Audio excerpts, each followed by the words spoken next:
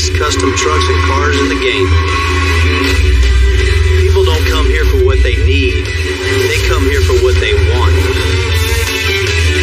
This is Texas Metal.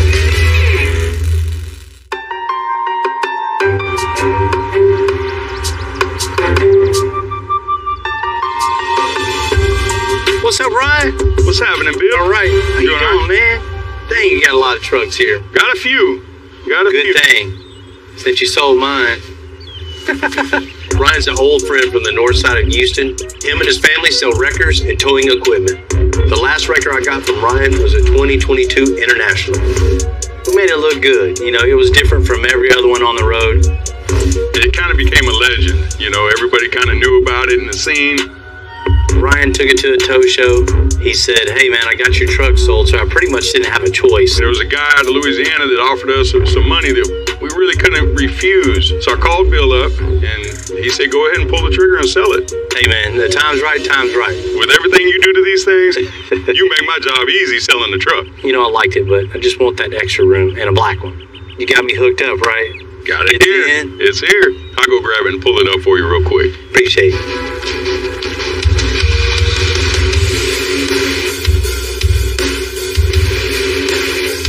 Seeing that truck come at me, I'm glad the old one's gone. I've been missing my black truck. You know, the 4 doors, exactly what I wanted. This is what I've been waiting on. That's a good looking truck, man. The 2023 International MV 607 can carry tons of weight. So you got the new body style International, crew cab of course, got a 9,000 pound front axle, 17,000 pound rear axle, Cummins motor, Allison transmission, air ride, sun visor. It's about got all the bells and whistles we can get on it. Yeah, man. So what dare might I ask that you want to do to this thing? I got some ideas on some things. You already know we have to cover up the tanks, fill the running boards on it. I got to stretch the front bumper, get rid of all the chrome. I mean, that's a given. But I think one of the coolest things we could possibly do to this is make it lower. Have the lowest rollback around. That would be cool. If I'm going to do that, now's the time to do it. I need to take it as is before you put the bed and everything on it. Everything's easily accessible. Now's a great time to take it, do what I need to do, and I'll bring it back to you. It just makes more sense than working under it. Yeah, and you got a wide open canvas the way it is now. Might as well bag the front too. Ooh. Well, we've done a bunch of medium duties before with the air suspension, but never a rollback. If you lower the rear end and raise the front, you're going to get such a great load angle for those low profile cars. Man, it just makes sense, right? Yeah. Let's go check out the front and make sure there's no surprises. So on the rear suspension, that's the truck. Man, I love brand new trucks. I don't think I've ever seen anybody do it ever because it's all leaf springs. That's going to be a tough challenge. The way to do this is just get rid of the lower spring. It's got 2 springs. Just get rid of the lower and de-arch the main spring and compensate with the big airbag. So you'll have that ride quality, that adjustability, and have that low stance too. You know, that sounds super cool. I've built mini trucks. My father's built mini trucks. We've never seen anything like that. And I'm nervous for you, buddy. That's the projects I like doing, getting that, you know, once you're done, people are going to like, what the, how? Somebody can do it, you can. They're going to be sad at the tow show when they see this one.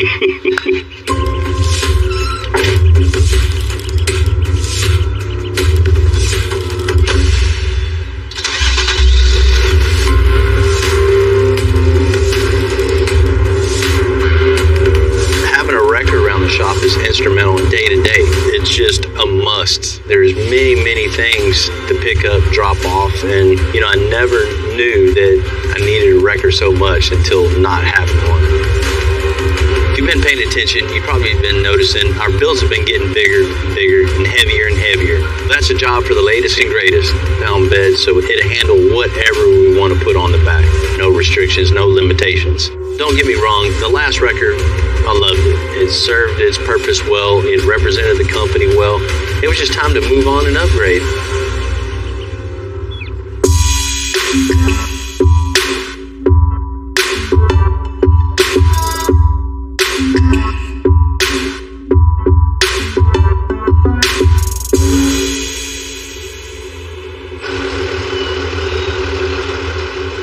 2023 International is the biggest record we ever had.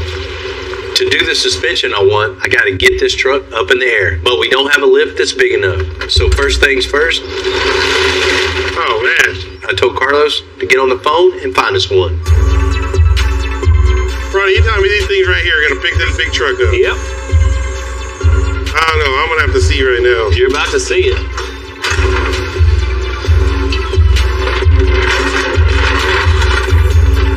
Ronnie, this looks like a really small pallet jack. It's like a pallet jack on steroids. You got a pallet jack to move it around, but you've got forks that lift up 18,000 pounds. Do they all lift up at the same time? Yeah. Oh, okay, so it's like a remote. They're all on the same radio frequency. Oh, okay. Man, so this is ready, huh? Yep, I'm just making the carriage fit that tire. You can adjust the forks for a passenger vehicle all the way up to an 18-wheeler. We're ready to go up. No way.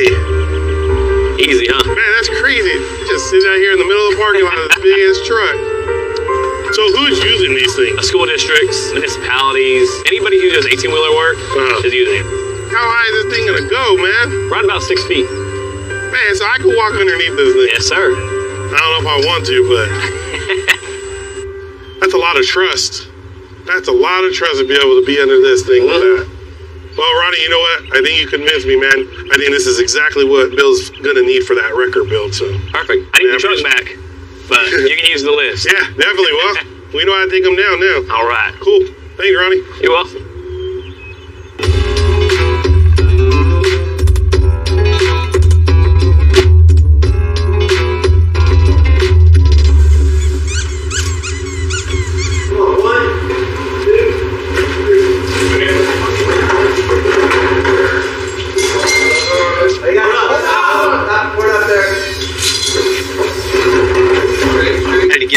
In the shop, so we got to make room. We're not used to working with this long of vehicles and this tall. So there's only certain doors that this truck can come through and certain lengths of the shop that are working. So as we move a couple of toolboxes, we should have enough room to get this sucker in. How far is that going to stick out past? Is it adjusted for those wheels? No, you gotta adjust it in evenly.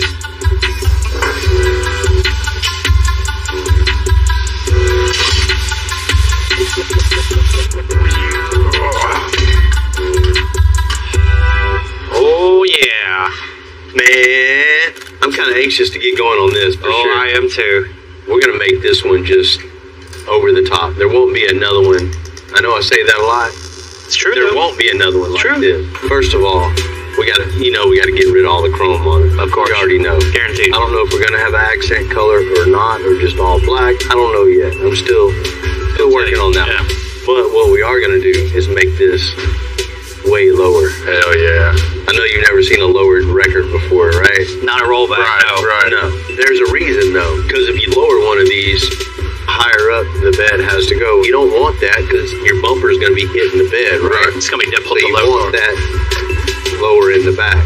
How we're going to solve that is putting airbags on the front. It's going to look way cooler with it lower to the ground when you park and ride, but have that adjustability to raise it up to get that angle even shorter when you back up to a car. So what we're going to do at the back already has air suspension on it. We're going to raise it up so the truck actually ride lower in the back. We'll be able to get the angle of approach super low. Makes sense? Win-win, and ride a lot better. Yeah. We're going to build running boards to cover all the gas tanks and all that empty void in there. We're going to fill all that in with a nice smooth transition all the way back to the toolboxes. Okay, so make everything just tie in together, looking slick. Yeah, man. You know, just like the last one, but this one a little cooler. And of course, oh yeah, I already know it needs to be stretched. It's got to have it. Mm-hmm. Oh, definitely. It helps the aesthetic of making it just look lower. And then that front bumper, I mean, that's the first thing you see. You want that mean look coming at you right away. A cool tool for the shop and a cool truck just to cruise in. So when we go to a tow show, we're going to kill them again. That's what I'm talking about. What we'll do first, pull off the bumper. Settle in. Yeah. Pull off the toolboxes. Once it's up in there, it's going to be way easier to work on.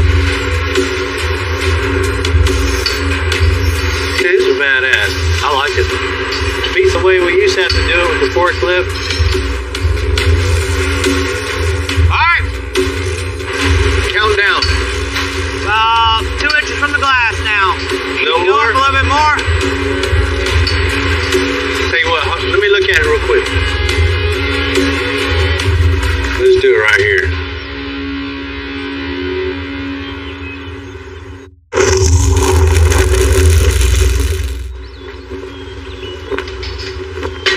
Where do you want to go in at? Right behind the hanger.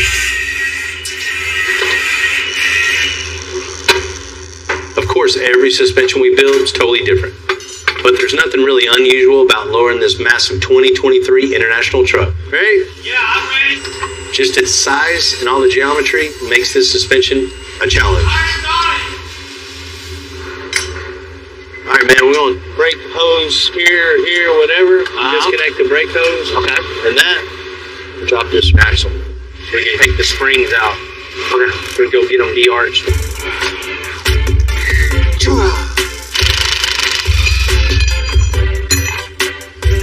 on, let's get this one out. Just walk it. There it goes.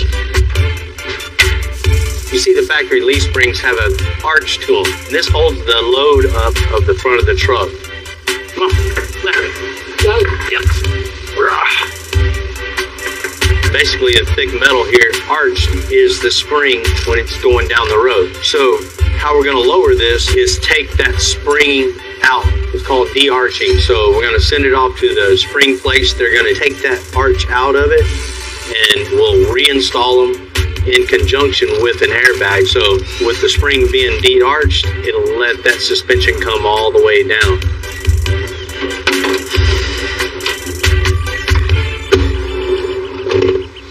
Let's take them bags off first. These are airbags for the semi-trucks, tow trucks, whatnot. But that's not going to work for what we're going to use. So we're going to bag the rear, but obviously we're going to be using a different bag. Yeah. You'd think these would be heavier, right? It is, they're pretty nice.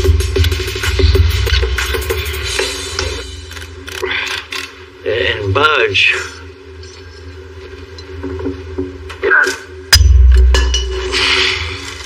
I don't think it's going to come off. We got this hanger right here that we're going to have to move up, which is going to be lowering the truck. And there's no way to take these bolts off, so I'm going to cut these right here off. Next thing is go ahead and lower it on the truck. Put our bracket right where we want it. Alright. Then I'll transfer punch it. Once I transfer punch it, put a mag drill on it, drill all our holes.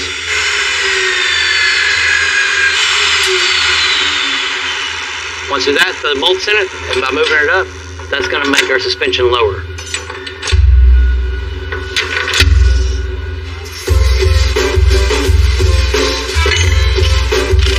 You know, Jamie did a great job raising that factory suspension up. Keep everything nice and in line. The only thing we had to do is change the shocks and change out the bags just so it rides lower. I basically got a bag that's 4 inches shorter than the factory one itself, so everything's just riding closer to the frame. We're not trying to make this suspension for higher load capacity. Nope. We're just making this suspension ride higher in the truck, which makes the truck ride lower to the ground. Oh.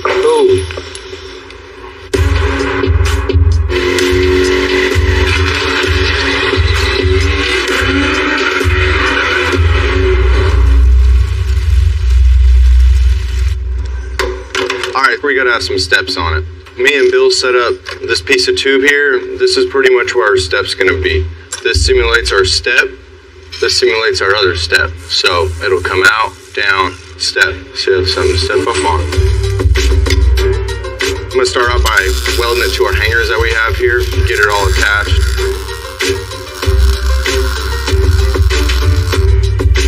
We'll have it all on one plane instead of having staggered steps.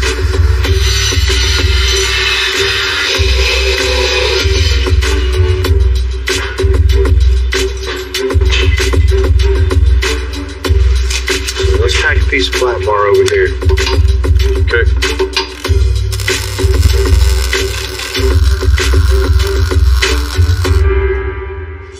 got our tubing for our steps in place, so everything lines up.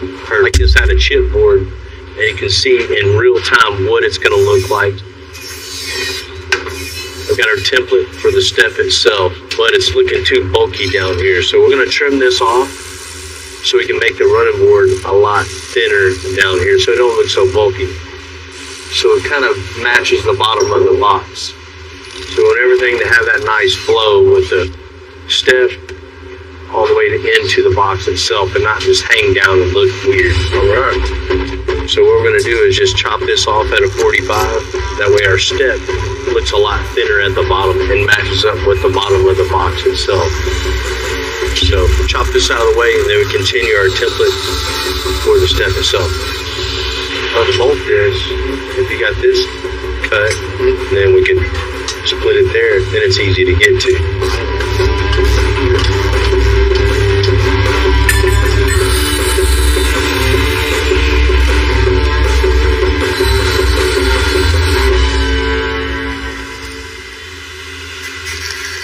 Let's see here. Fits perfect. So I got a perfect template to take to the sheet metal shop. This is such a long piece we can't bend in-house. My brakes on. My buddy, sheet metal shop down the street, and he's gonna bend this up for me. I'll be right back with it so we can start shaping it to put right on here.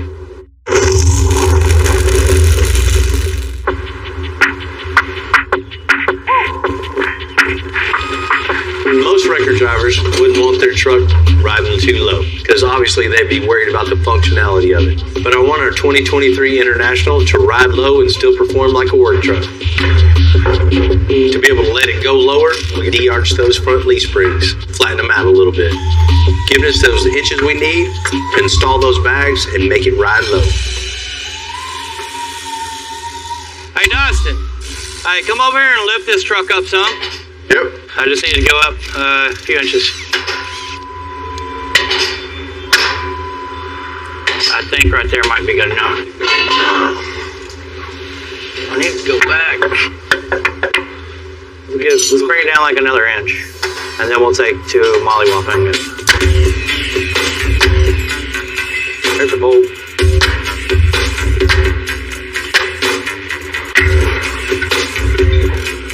Let me go down with mine first. Cool, thank you.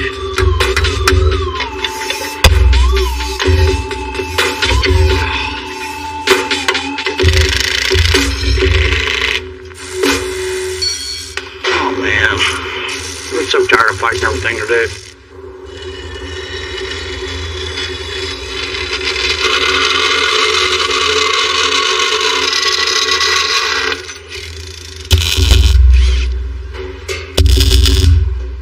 Just got our de-arch springs in, they're installed, U-bolts are tight, so first step of building our air suspension is building it off there.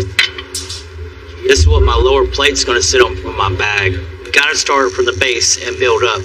You don't start from the roof on a house, you start from, the base. So this is my foundation. I'm fixing to build it all the way to the top.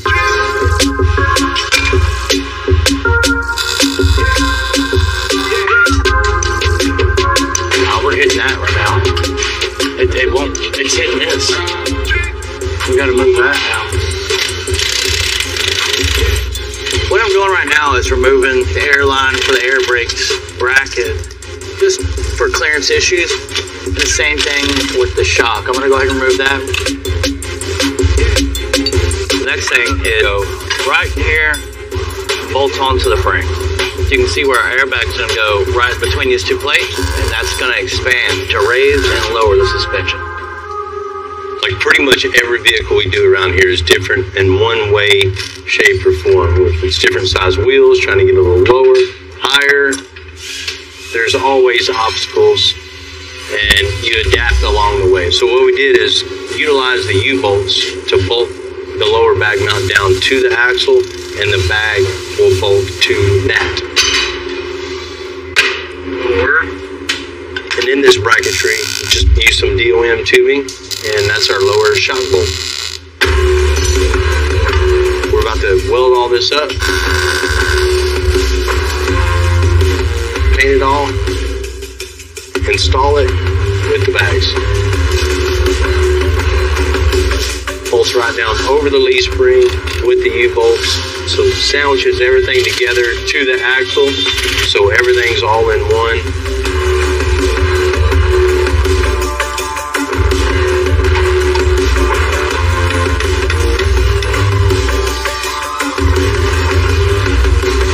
We have everything complete now. We got our D-arch spring, we got you can see obviously how this works. You know, you put air in the bag and that's gonna push the front end down off of the frame and that's gonna give us lift. Deflate the bag, that's gonna lower the truck.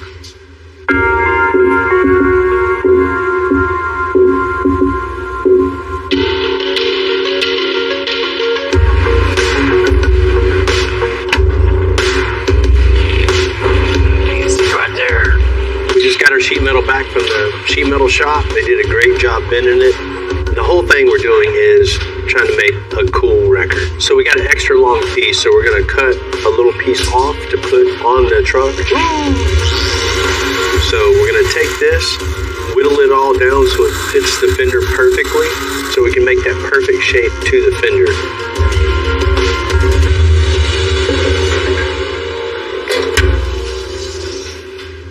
You would leave it like that, huh? Body work. All right, man.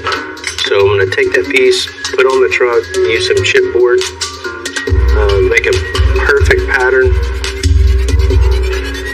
transfer it over to the step, and make it all one piece for both sides. So 50 and a half, 50 and a half is center. We got our fuel tank cap that goes here, so that protrudes through the step itself. So makes it a little difficult getting this in and out. But we're gonna make a nice little trim piece out of just our cut pipe we normally use for our suspension parts. That's what Dustin's doing right now. We have plenty of this pipe sitting around, so we're gonna use this, cut it down a little pie section. We can trim this out, weld that in, and you got a nice trim piece for it. I think we got us a winner for a fuel neck recess mount.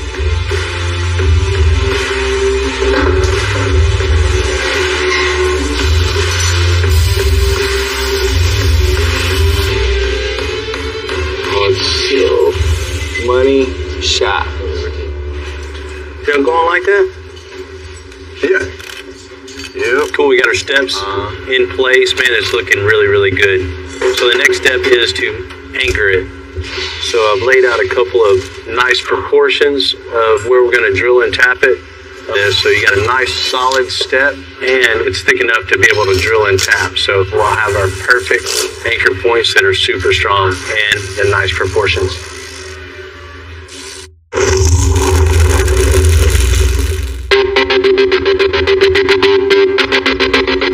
Just the physical presence of this 2023 International gives this truck a big, aggressive look. And we're building running boards to complement that. It's going to be completely seamless. The last little piece that we need to do to this is fix this transition from the factory fender down to the board itself. So what we're going to do is make a sheet metal filler that bolts onto the fender and continue all the way down. So we have something to trim all this out, and then we can have the transition from the fender all the way down to the front of the boards. Yeah, the piece fits pretty good.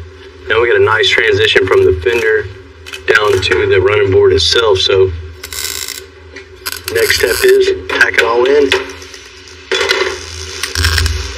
cutting the board and giving it a little shape.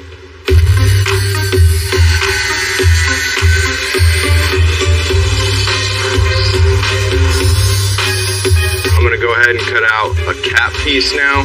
We're going to use that to fill in the void we cut out. That'll cap it and finish it off.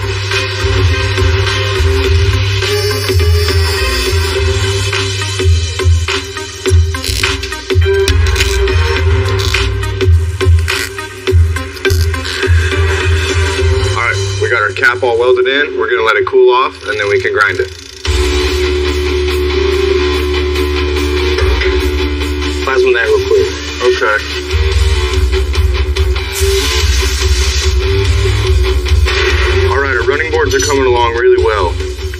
some access holes for our filler necks.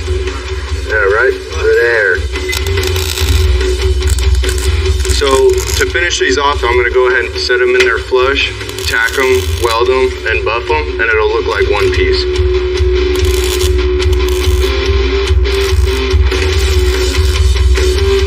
Got our filler neck tubes welded in, got them buffed, everything sanded down, looking nice. We got all our bolts in our tubes, our main step tubes. And then I also went ahead and added some bolts into the cab as well. So that wraps it up for our running board. Back, send it to bodywork, get it painted, and then it'll get thrown on the truck.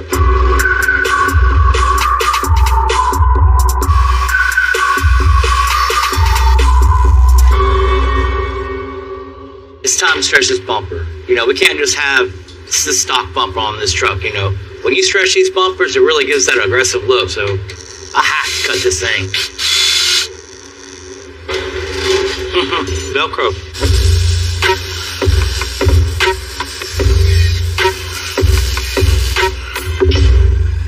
You can barely see it, but there's a radius. There's a little hump right here.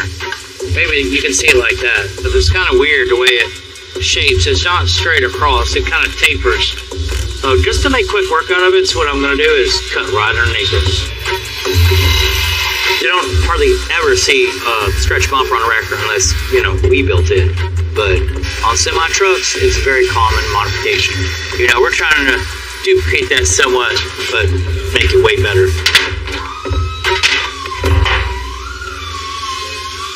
Now it really looks like a mustache.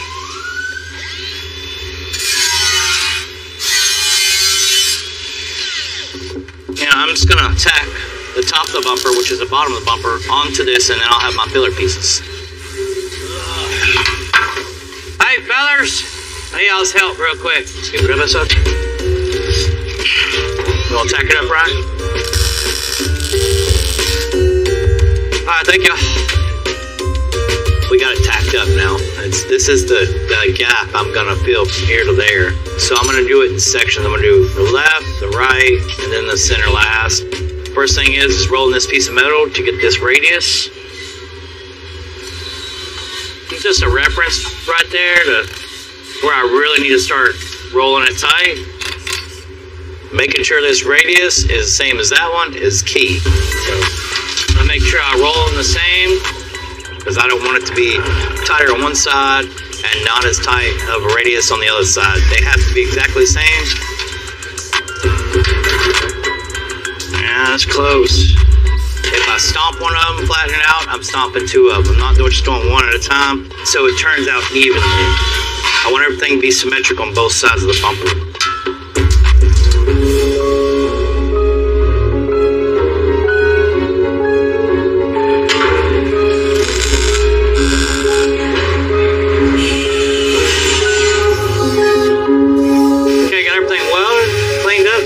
Looks like it should have came like this from the factory. Powder coat.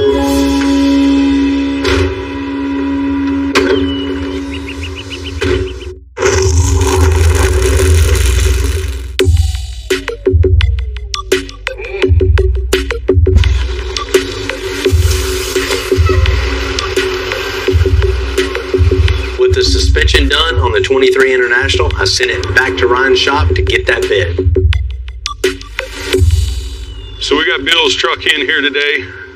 We need to hurry up and get it knocked out. A little ahead of yourself, aren't you, with the toolboxes? Yeah, we had to go a little bit different on this one because he needed to do his running boards and start his build and doing the air suspension. But now it's time to get the bed set and get it all working and get it back over to Bill real quick so he can finish his stuff. All right, let's get going. Yes, sir.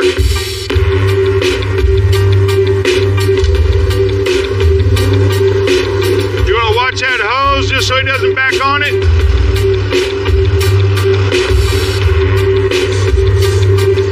Working with Bill is a little unorthodox for us to put the bed on last, but you never know what to expect with him.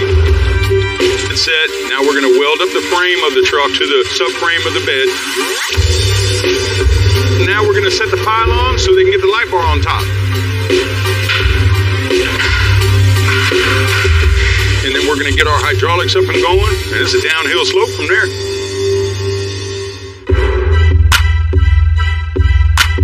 Now that we have the bed put on the 23 International, it's time to get this truck looking the part with the rest of our fleet with that black on black paint.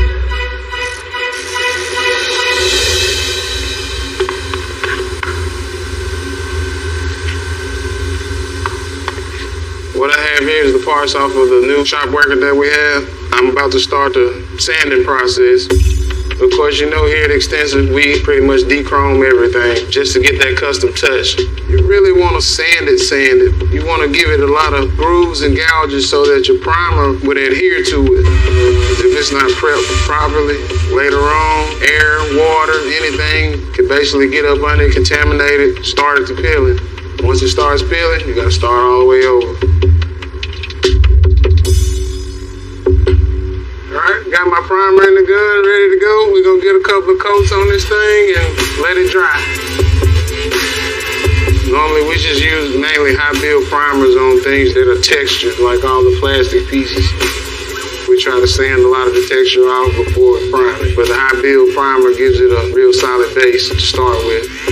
And now that I got everything coated, we'll go ahead and let it dry. After that, we'll start getting ready to get it prepped for the paint. This is a normal General Motors black, so actually it only have two different tints in it, white and a maroon added in with the black. Get this mixed up. Looks good.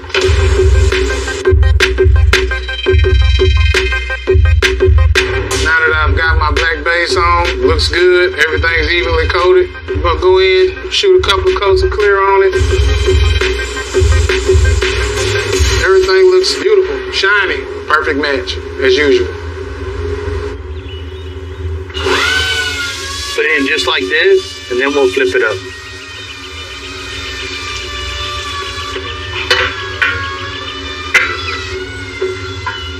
Alright. When you're gonna have a custom truck, you want custom things on it.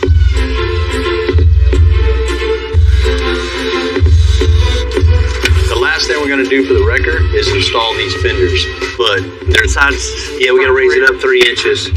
So the next step is building all the brackets and everything that holds this heavy of a fiberglass part up while it's going down the road, shaking and hitting bumps, hitting potholes, some cases hitting curves. So the mounts we make had to be super strong and add to the overall style of it too. Man, I think we'll be better off go ahead and starting to do this now. Yeah, clamp it and then clamp, and that's going to get everything straight, and you can kind of manipulate it a little bit. Move the clamp a little bit to get it straight with the wheel.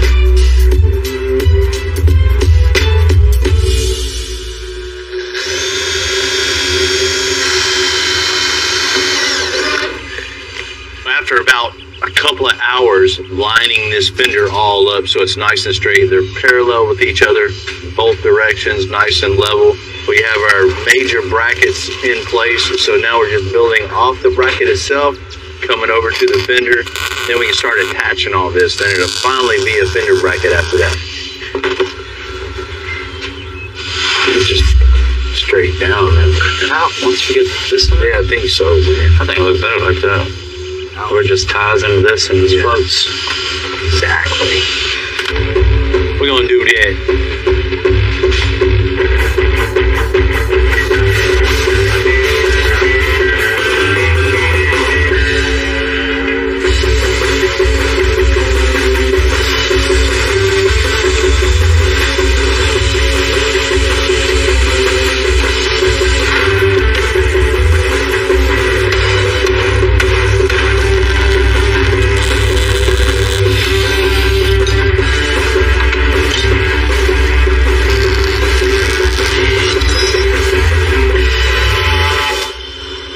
So we're winding down our fender braces now. You know, we have everything connected to the frame. Last thing is to stitch this in. Once we stitch this in, we'll cut it here. And we'll cut it the same place on the other side. Pull the second out. That's going to separate both fenders, and they'll both be floating when we cut this off. We go back 10 years now, man. It's been a minute. Man, time flies for sure. 10 years of your life, man. There's a lot goes on in those years. You know, young Jamie too. Skinny, you know, I've changed a little bit too, modified some things. Man, when I started here, I was right here from the bottom, learning every little piece of how you like things to be done here. Hey, we're both pretty good at sweeping too. I mean, swept my fair share around here. You know, learned so much from you, you know, as far as the business side, as far as the build side, quality control. You know, before, sometimes I might have questioned, you know, how you're putting things together and stuff, but now, never. Used to. I don't ever question that now. I know. I tell people this constantly, you know, don't question it. You know, it's going to come together. Everything's always going to look good. Man, I got y'all fooled, huh? No, man. Last 10 years I've been here. It's a lot of cool projects, a lot of fun, you know. I'm really looking forward to the next 10 years.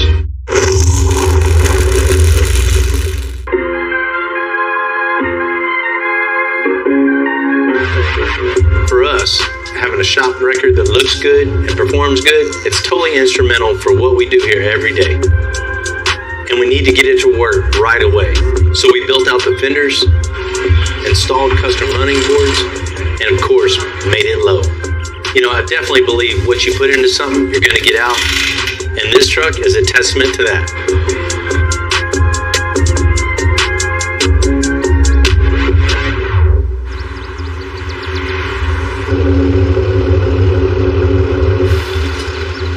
I'm real proud of. We've been working all hard on it, and I can't think of anybody that would rather see it other than my buddy Ryan at RPM. What's happening, man? What's up, Bill? How you doing today? That's a cool truck, man. What year is this? 55 Chevy with an old Holmes 440. Old school record band on it, man. It looks real cool. So what brings you by today? Man, I got something out here for you to check out. Uh-oh. What do you got out here? Bring that cleaning stuff. I'm gonna need that. Damn, man. That's looking good, man. Yeah. I'd seen it before when I put the bed on it, but I haven't seen it like this. So that is clean, classy, slick, man. You know, I see records every day. This one definitely stands out. I didn't think it was gonna be that cool. I tell you what, I love the four-door truck. 16,000-pound bed is definitely the way to go on that. I can haul whatever I want to haul now without that bed flexing at all. Our bills have been getting bigger and bigger. This is something I needed, man. Yeah, I know when I give you something, you're always going to do something else. But this rear end, how low it is, and these full fenders dropping down really tucks that tire up in there really nice. Man, you nailed it with that. I wanted something that lower a record, right? Well, I had to have one. So what I did is just took the factory hanger on the truck and raised it up, putting a smaller bag in place. So it actually rides 3 inches lower than it used to. It drops 3 inches lower than it used to. You see, all those tolerances are really close and tight in there. You don't have much room, but we got that big old fender underneath there too. You know, to make it even look lower. You guys nailed that one. The rims, the Texas rims. Oh, come on. Of course, Texan. We're in Texas. You got to have Texas wheels. What you thinking? Damn. Man, that is gorgeous. One of the first things we started out doing is color matching everything, getting rid of the chrome surround around the grill, the chrome mirrors. Had to change all that up. Shiny black, man. It just makes it look classy.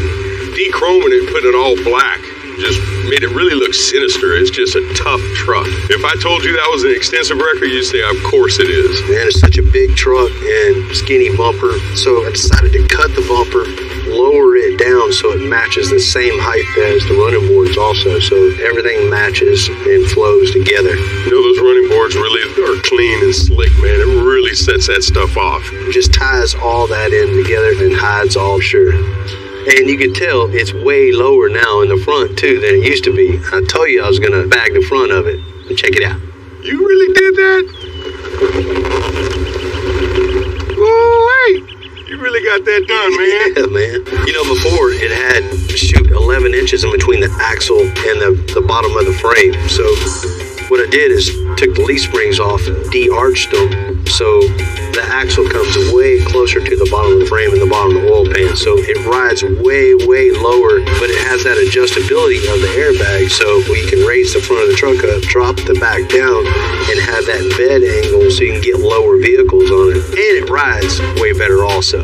Really impressive, man. And really looks good. I love riding low in a big black truck, man, for sure, right? You know, I was kind of iffy about how that was going to turn out in the beginning, but you guys killed it, man. Good job. Not only can I thank the guys at my shop that I rely on all day, every day, but also the guys at RPM at Ryan's shop, you know, for the work that they do. You know, there's extra work going back and forth between shop and shop, but this is going to definitely turn a lot of heads all around the streets of Houston. And next time we go with Ryan to the tow show, it's going to kill it there. So I'm probably going to cruise around a little bit in it. You guys killed it. All right, man. I'll see you after a while. All right. The front suspension. We got that new independent rear suspension. Placement of that bag is super critical. How far up and how far down is going to be. Got to make that 49 forward real low. I'm going to try to break the world record of doing the most donuts. What better car than a new Mustang? The shorter the wheelbase, the faster you're going to get around that tight circle. So we got lower this thing, cold air intake, exhaust, wheels, tires. Now we're gonna wrap this thing up. Oh, man. Guinness, get my plaque ready. I'm Bill Carlton. I built my first truck when I was 16. And ever since, me and my guys have been out here creating with our hands. Building the biggest, lowest, baddest custom trucks and cars in the game. People don't come here for what they need. They come here for what they want. This is Texas Metal.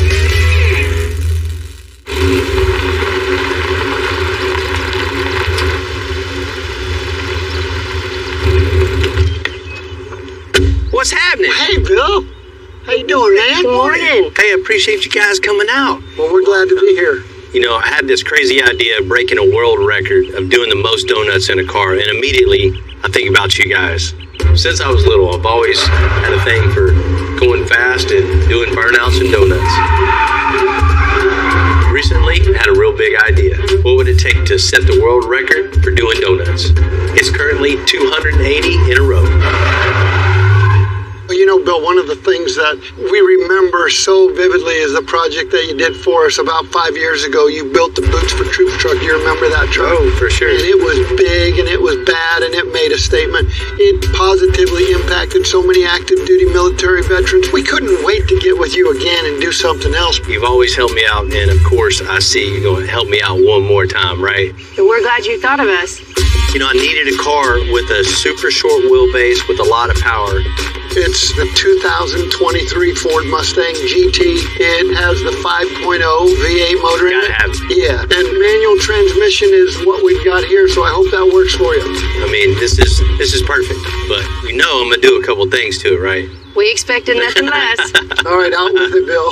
You know, one is the wheel and tire combo. You know, so we're definitely gonna change these to a super light wheel. Ever since I had my driver's license, I'm doing donuts in a car. So over the years, I've gotten pretty good at it. You know, I had a lot of practice in a lot of different cars, and I was like, man, I wonder what the world record is of doing donuts in a car. So a quick internet search, the record right now is like 280, and it's in some other country, and it's been held for the last 10 years or so. What better car to break this record in than a new Mustang? The key to this is going to be the right tire, the right RPM, and the right wheelbase. The shorter the wheelbase, the faster you're going to get around that tight circle. And having that right surface, you know, I can't have rough concrete or rough asphalt, anything like that. It's going to tear the tire up prematurely. We get to 269 revolutions and all of a sudden a tire blows out. It's all over. It's going to be super difficult to hold this car in a tight circle for 300 plus revolutions. I mean, your body's going to get fatigued. You're going to get tired. You're going to get dizzy. There's a lot fighting against this. You know, the more and more people I talk to, the more I talk about it, the more people want to help out. The world record is going to be set right here in Houston, Texas.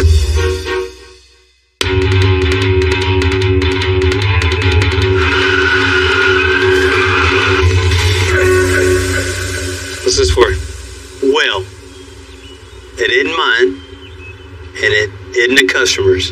Man, I've had this crazy idea for a while. I've always wanted to have a world record. So I've been thinking, I want to try to break the world record of doing the most donuts. Oh, man, that's a good one. How many is it? The record right now is like 280, so we're going to go for 300. Jeez, dude. Planet Ford was happy enough to help. I told him my crazy idea. You know, I called John Sentner over there. He's like, man, I'd love to help. So he's letting me borrow this brand new Mustang 5.0 6-speed. That's so cool, dude. This is going to be key to just getting the RPMs just right, the right tires. All those conditions have to be perfect to have that longevity of getting 300 donuts out of a set of tires. But I don't want to just do it in a stock car. That's not going going to make the car look cool too, right? Yeah, definitely. So there's a few things I want to do to it. You know, of course, we got to lower it. Yeah. You know, tires are definitely going to be key to making this whole project happen. You can't run these stock tires. We got to do something. Definitely not. Some that don't get too hot and blow apart and Melt off. Because, you know, who's driving? Yeah, I've been down that road. Not only that, of course, we have to have the cold air intake. We got to get that air in quicker. That's right. Of course, we got to get the air out quicker. So we're going to do exhaust also. Okay. And just to give it even more horsepower, we're going to throw a spoiler on the back. Give it a little style, huh? Yeah, just to give it a little extra, right? We're going to come up with a really cool wrap it. After this record is broken, they're going to be putting it back on their showroom floor where it's going to be looking nice and pretty, and somebody's going to buy this thing. When you walk in the dealership, you know what that car did. Yeah. And then somebody else will pick this up one day. Maybe they'll set another record. Yeah, you never know. Yeah. They ain't beating my record. Somebody's out there. Yeah. They better come on with it. That sounds like a challenge. Yeah. So we got to lower this thing, cold air intake, exhaust, wheels, tires. Got to add the horsepower with the spoiler, right? Yeah. And then we're going to wrap this thing up. Well, dude, let's get on so we can start spinning. Let's do it.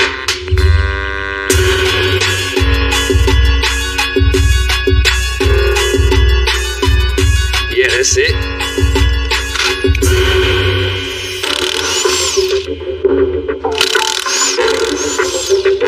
You know, we got to get rid of all this stock stuff. First thing is we got to get the stance right. So first thing is go ahead and pull the pullovers, get springs out, swap springs, get that nice ride height Bill's looking for, see how it settles. Okay, so got our first strut off right now, and what we're going to be doing this one is going to be replacing the spring on both of them. It's going to be more of a compact spring. It's going to get that performance out of the suspension that we really want. So you can definitely see the difference in these two springs. You know, this is our stock spring. This is our aftermarket spring. You know, this is going to definitely lower the suspension. This one right here is going to be more sturdy. It's going to be an overall better ride for the car. Just need to put the spring compressors on there, put our cap right back on, do the other side.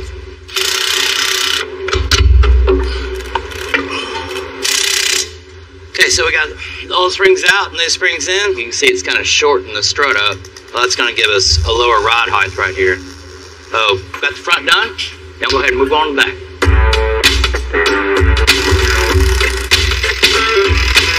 In the rear, we have independent suspension, so, you know, it's engineered to not have a strut right here. So, in the back right here, we're going to take a lot more stuff apart to go ahead and get that spring out. We're just going to drop the exhaust right now. That way we can drop our stuff. Yeah. Good job, Jamie. You're so smart. There we go. Okay, so we got the springs in now. Next thing is go ahead and complete putting our subframe in by putting our bushings in, our aluminum bushings, and our polymer bushings. It's really starting to come together. You know, the front wasn't nothing. The rear was a little bit more involved. But everything's tight. Everything's good. Seems a little bit more stout now. Like it's going to do what it's supposed to do now.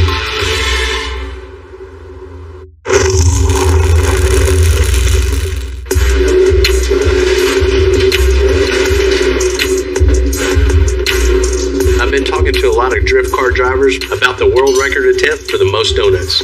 Go. And to get our 23 Mustang to spin right, we're going to need the right amount of power. So not too much, but definitely not too little. So we're going to install a new air intake system. Basically, your cold air intake is, you know, this is somewhat restricted. So we've got a cold air intake that allows more air to be put into the motor. So more air, more fuel, so we're gonna have more exhaust. That's gonna make more ponies. So we're gonna remove this cover so we can get our plenum off and get our fresh air intake on here.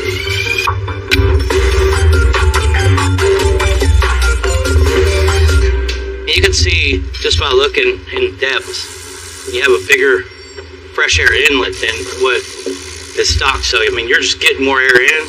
This one's restricted by a filter right here. If you look inside of it, I mean, that's two different worlds right there. You know, this is fun. Stock. So we're gonna upgrade.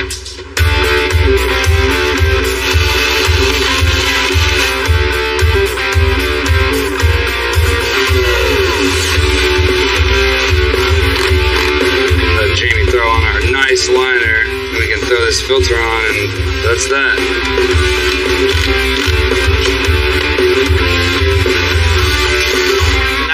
Goes out and does all those donuts, it's gonna have plenty of air, plenty of smoke, plenty of tire burning. That's exactly what he needs.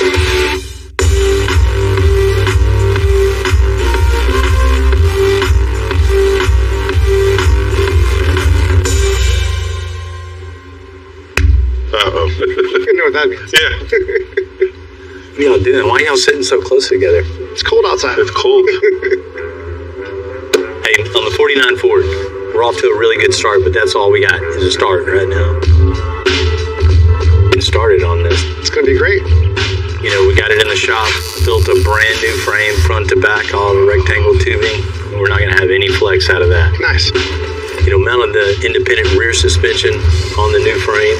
You know, the customer brought in that old 2020 5.0 Coyote. We got that all mounted up in the new frame. Firewall all cut out. Jamie's built a new firewall for it. Got the cab back from Blast. It was a little better than I thought it was going to be, actually. Not the cheese grater. Yeah, it was still a little bit of metal there. So that's where we're at right now, right?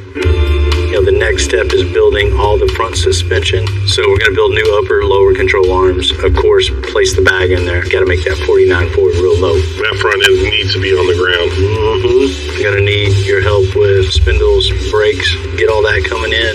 So with the rear, we got that new independent rear suspension. So how are we going to set that up? You know, placement of that bag is super critical. How far up and how far down it's going to be so that center shaft doesn't bind up on itself. After that, building the bed totally from scratch, and then we're going to build the bed floor from scratch also. And I want the center of the bed floor to raise up so you can see all those man hours and where they went. So we're going to need a super nice tanks, compressors, all that's going to be exposed. Hell yeah. Well, I'm just glad that we only have to order the parts. They got to do all the... No, speaking of that, you need to get back to work. Man, I know you're going to do it. I'll attempt to do it.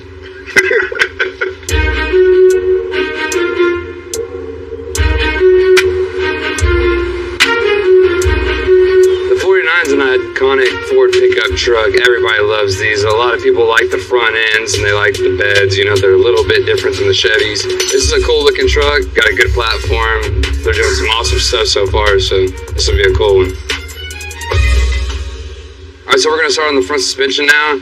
Got the wheel thrown up here on the transmission stand. I can adjust it just like every other suspension we do. I'm just going to get it up to ride height, make sure I got clearance whenever I turn. It doesn't hit anything. It's centered in the wheel well.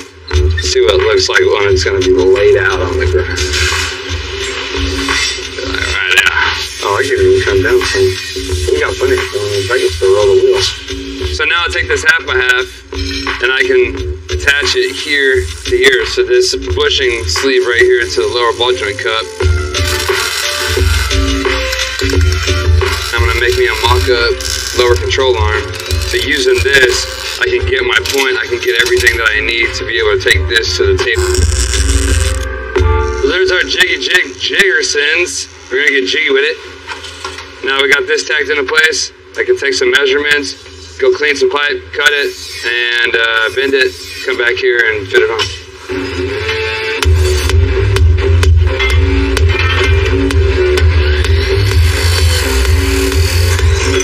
So instead of doing straight pipe or anything like that, we're gonna have to put a step in our control arm.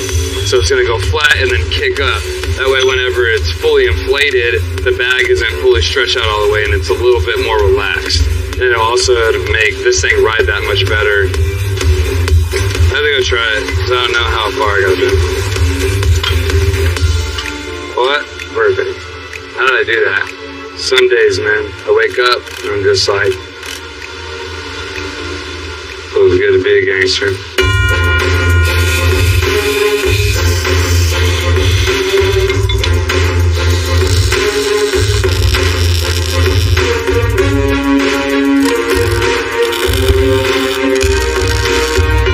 So I got my template made up for our back plate for the center of our lower control arm. Go give this to Jesse. He'll cut me 2 of these out. While he's doing that, I can start making...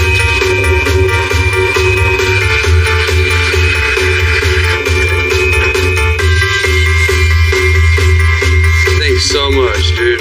We got to bend it up. Yeah. Just have to break it right there.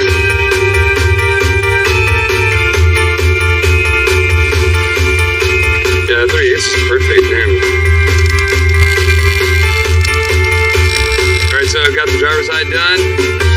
I'm going to do the exact same thing on my jig to the passenger side, make 2 of them, weld them all out, and then we can start doing all the rest of our suspension work on the truck.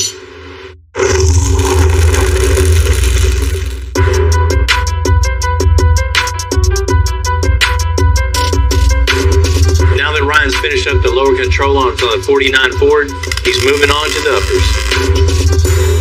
So we got our control arms done. I got a ball joint tacked into the driver's side. Take it over there and mock this up. And then we can get a measurement for our upper control arms. Man, that alternator is in the way, man. Dude, that's gonna be the smallest arm ever. We build a ton of arms here for just about everything, and a lot of the times it doesn't work out. Just like this case right here. I knew these were laying over there. I'd seen them before. They're gonna clear. I just need to take like 2 or 3 inches off of them, which is way easier to take away than it is to add. So I think I might luck out on this one. Only an inch. Not bad. Not bad, Chad.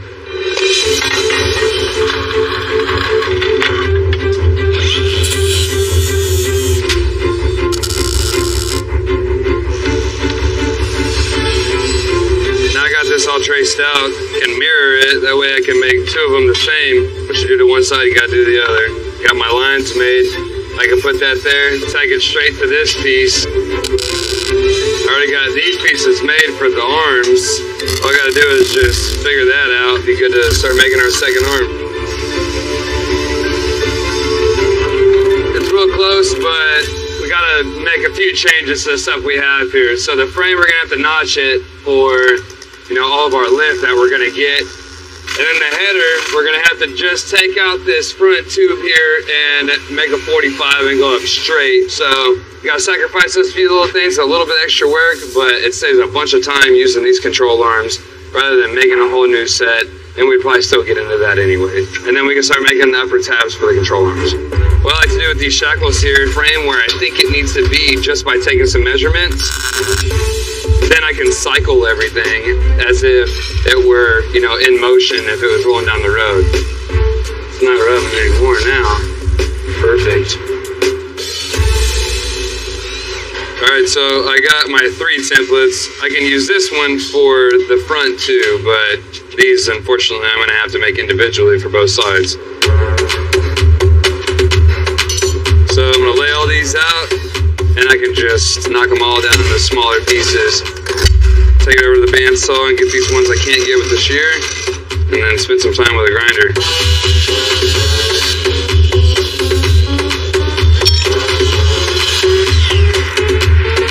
Give it a good punch there. Buddy old hell. Alright, I think we're ready to tack. Tack at that. Alright, so I got my tabs tacked in, mounts are good, the travel's right, just like we did on the mock-up, everything's good. We could just go start working on the other side, but I want to build out this whole entire side first, and I'll just take all my templates and then knock every single thing out at one time. So I'm going to start on bag mounts now, have our entire driver's side done.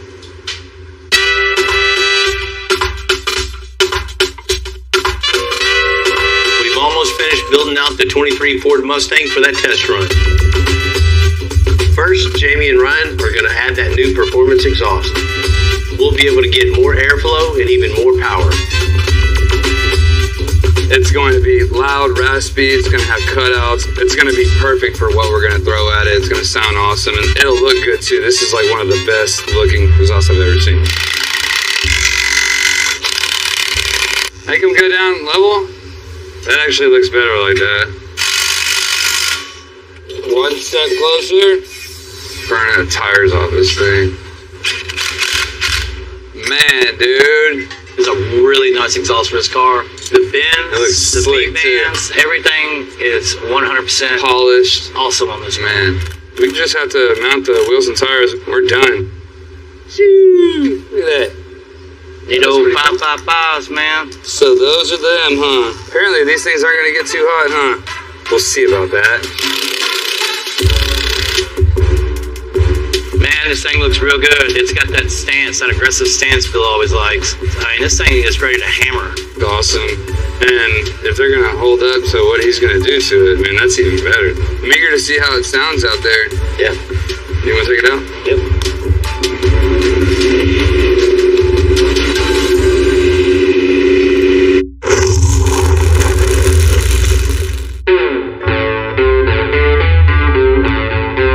At the shop got the 23 Mustang sitting right and looking good, and we added that spoiler. So before we go any farther, I want to see what the car is actually going to do. There's some stipulations about breaking the donut world record. You only have 3 times the length of the car, so we have a super tight circle to stay within. All right, what we need is 24 feet. So I got my son Corbin out here today. We're laying out that circle to see exactly how big that diameter is and how much room I got to stay within. My buddy Marcos did a great job pouring me a super slick piece of concrete, so I think that's going to be critical in this whole journey. We got 100 times around. You down? Yeah, let's go.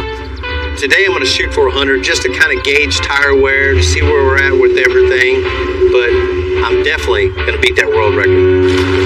Is this control? No. Alright, you ready? Let's see what's up. Yeah.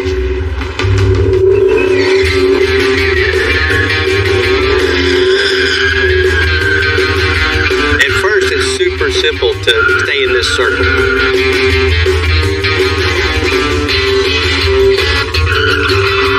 How many? 31. It's real cool. Have your son sit beside you doing a lot of donuts. How many? 54. As time goes on, that tight circle is getting just a little more sticky. I'm excited to see the tires after this. Staying in that circle is getting a lot harder the longer it goes. How many? 90. You have to use more RPMs to get it to stay in that tight circle. Tires are very sticky.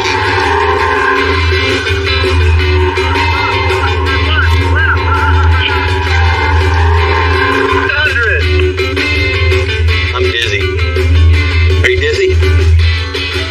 What? Oh, man. Man. I mean, that was 100 times right now. The circle got really sticky, you know, getting those RPMs dialed in. You get a little dizzy in there, and you get a little motion sickness. So, you know, this is going to be quite a challenge to do that 300 times. At first it was really easy, but towards the end it gets really hard. You get very nauseous during the ride.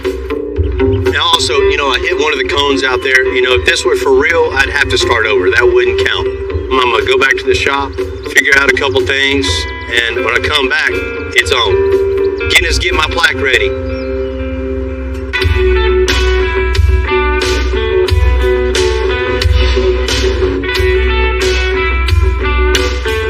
We're most of the way through the front suspension on the 49 Ford.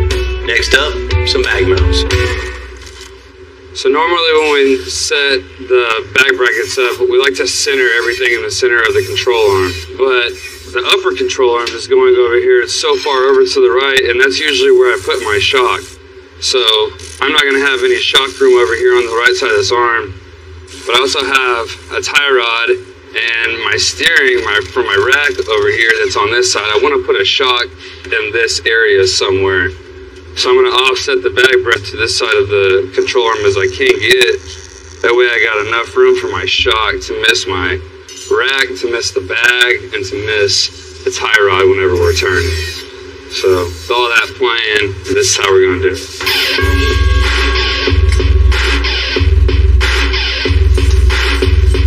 I've never mounted the shock in front of the bag before. It's always standard. It's just right behind it, off the side of the control arm. Another cool factor is just the offset of the upper control arm. It doesn't have to be centered. You know, geometry doesn't know anything, and it just knows the points. That's it. So you can do whatever you want, just whatever the application calls for, really. That looks swell. I'm gonna tag it. You know what? I'm gonna assemble all of this first instead of guessing. Nice. I don't like guessing.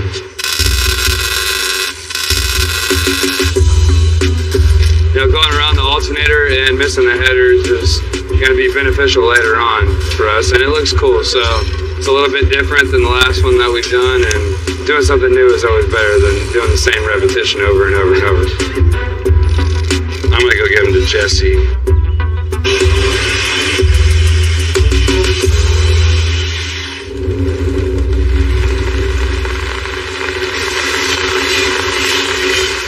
Work at a pipe shop, and whenever it would rain and thunder like real bad, they would make us shut down. Like we couldn't weld or like operate any machine. Like 20 years before I worked there, they said that there was a real bad thunderstorm and the building like got struck by lightning and probably like $200,000 worth of equipment or something. So the brothers were like, if it ever rains ever again, like we're never gonna work. Alright, cool, so now we have everything built for the driver's side of this truck. Got lower control arms done, upper control arms, shocks, bag brackets, everything. It's just always cool being able to, you know, not have to do the same exact thing. We've done thousands of suspensions here, and very rarely are two the same. So, being that this one had to go around so much stuff, I highly doubt I'll ever have to do this ever again. So, that's the cool thing about custom, because it's always something new.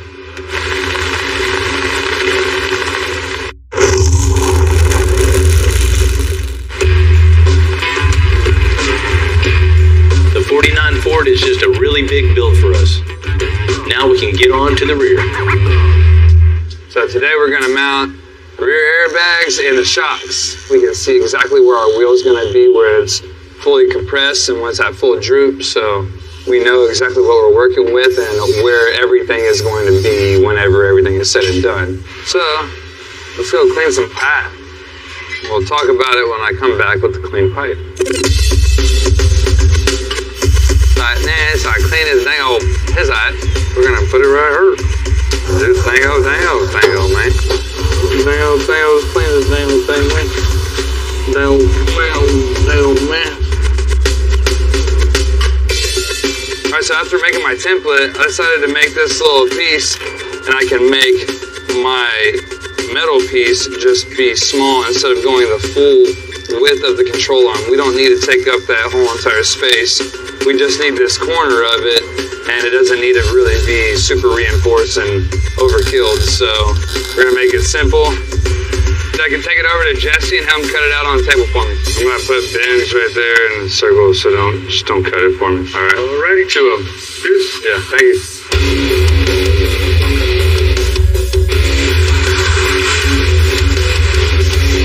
That's good. We'll use this. This will work out perfect.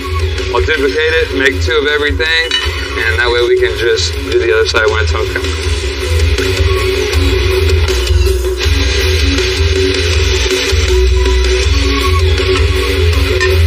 I like that. Everything's looking good, and we'll be on to the next step after that. We're finishing up the custom suspension on the 49 Ford, so today is definitely a good day. It's one more thing checked off on that giant checklist. The bed's just beyond repair. So next up, we need to completely build the bed floor and bed from scratch. It's going to take a lot of metal work. Then it's body, paint, and of course, one-of-one interior. You know, we put a lot of sweat equity into ground-up builds like this. But I know once it's done, it's going to be worth every penny and then some. Oh, yeah. Rear suspension's done now. I think now all the suspension on the whole truck is done. So now we can focus on getting this bed off and getting a new one built and put on and keep on keeping on. You know, I didn't want to attempt to break the world record for the most donuts in a stock-looking 23 Mustang, so I had to get it wrapped.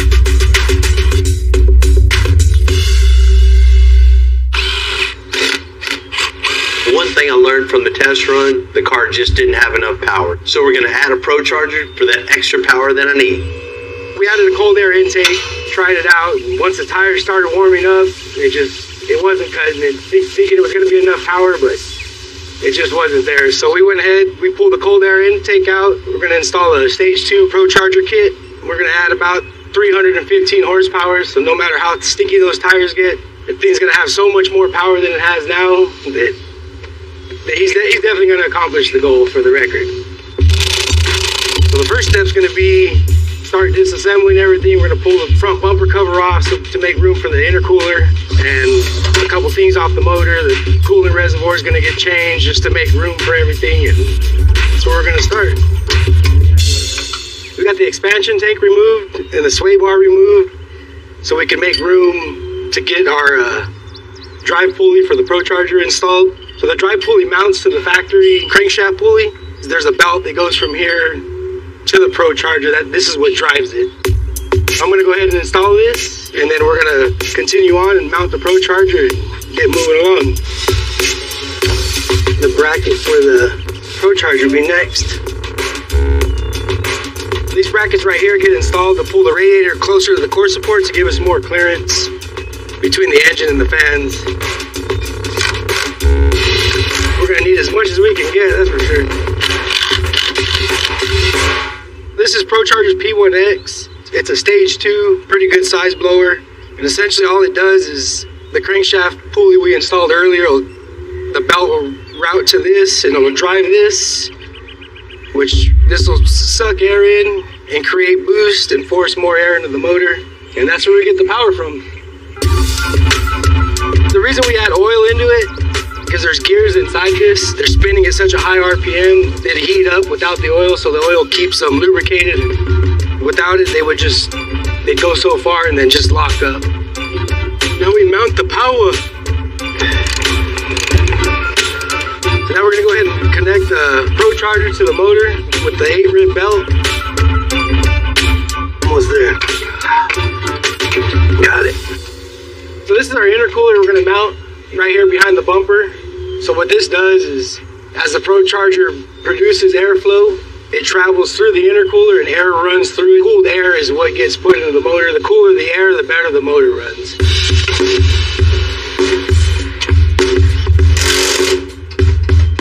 Alright, so now we got our intercooler installed, our Pro Charger's installed, pulleys and belt, everything's good to go there.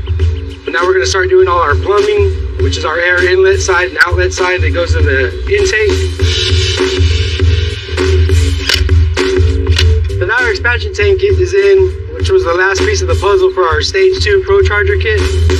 So now we're going to go ahead and button everything up, radiator cover, front bumper on, and see what kind of power this thing will make, and watch Bill set some records. So a special thing happens when Bill gets the keys and gets behind the wheel some. You know, some clicks in his head and says, I need to go and see how far this car is going to go. We've seen so many donuts out there, so many roller burnouts. Who does that? Bill Carlton. Yeah, dude, he buys like a brand new dually and you think he's gonna, baby it, but no, he's out like driving sideways. Like, you think it's gonna roll over and he's like, nah man, it's good, we're good. That's where his happy place is, it seems like. He's got it down. He's been driving for a long time too, so he's learned all the tricks of the trade, but hands down, one of the best drivers I've ever ridden with. I can say the same exact thing. You know, he's just one of a kind, man. Yeah. And getting behind a car with him, man, you can't not smile. I mean, you're gonna be scared, but at the end, you're like, oh, that was pretty cool. It was so much fun. Yeah.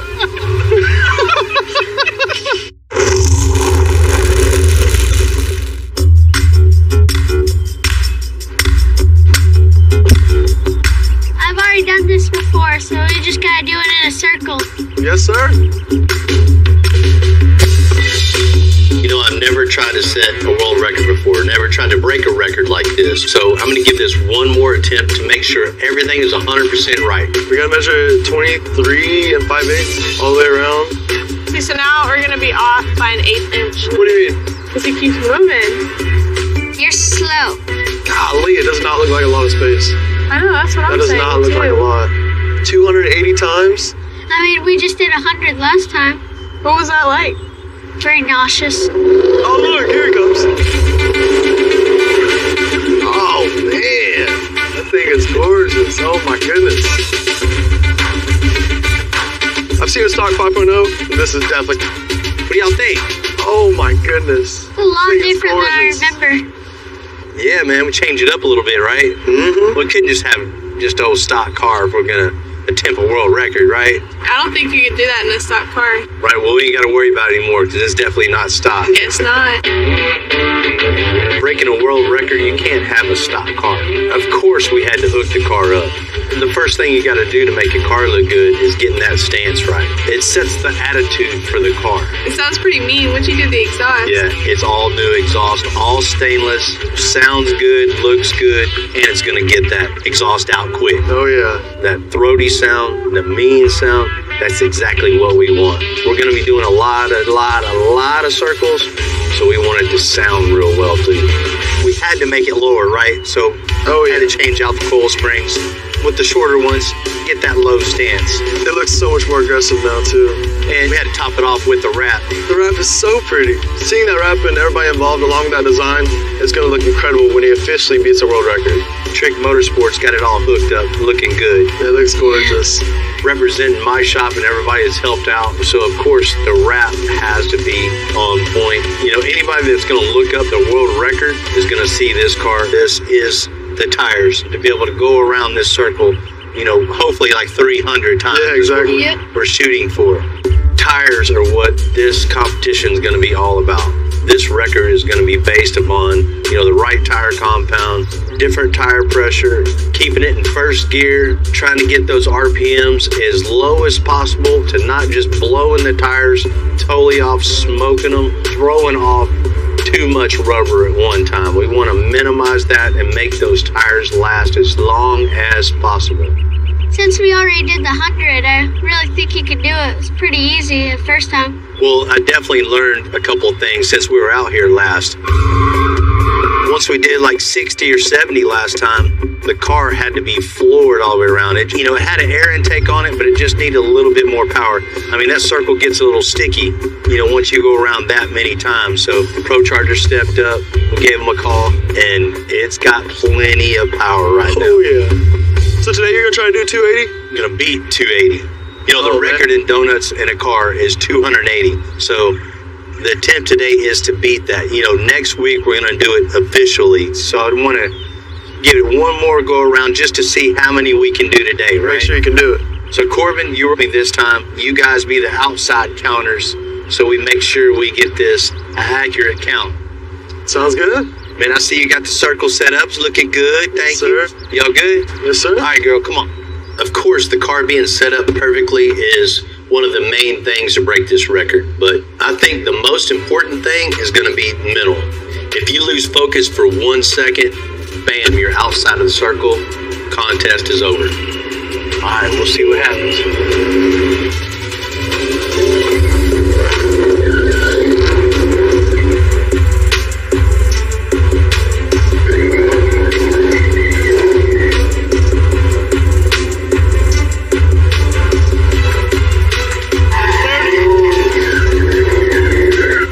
RPMs down to keep the longevity of the tires.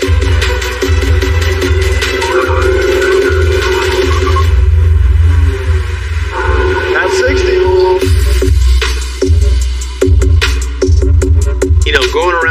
circles, of course, you're getting dizzy. But you gotta stay focused. You can't pay attention to anything around you. You're just paying attention to the cone right in front of you that you're going around on and listening to RPMs. That's pretty much every thought. And spinning around in the car is no joke. When you're going for that long, I've never been so nauseous in my entire life, but it takes some sort of almost like athletic ability to get you to be able to focus and do donuts for that long. It takes a lot of concentration. And I'm getting a little ways away.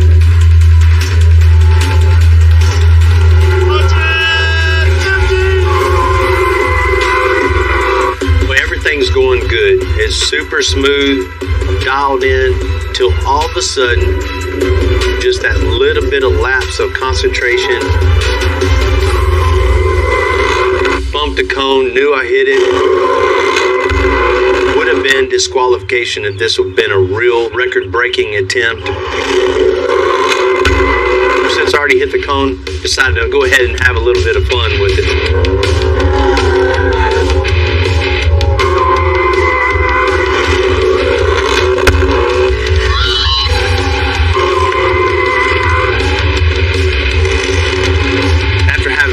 Fun. The car got a little hot. It's making a lot of power now, so there's a delicate balance of how to make this work and how to really break that record. You know, today I learned a valuable lesson of focus, of wonder. Next time, we're bringing everybody together. We're going to make... They got an antique coffee roaster. This thing's massive right here. I don't know how that's going to fit in the back of the truck. So we need to build them a trailer. It's going to look good, sound good, and it's going to smell pretty good, too. I still get excited when a big build like the 68 GTO comes together. That's like the coolest set of wheels I've ever seen. Looks like a blue sky. No, that's a hog, boys.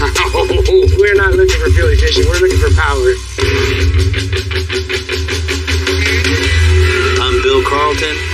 I built my first truck when I was 16. And ever since, me and my guys have been out here creating with our hands. Building the biggest, lowest, baddest custom trucks and cars in the game. People don't come here for what they need. They come here for what they want.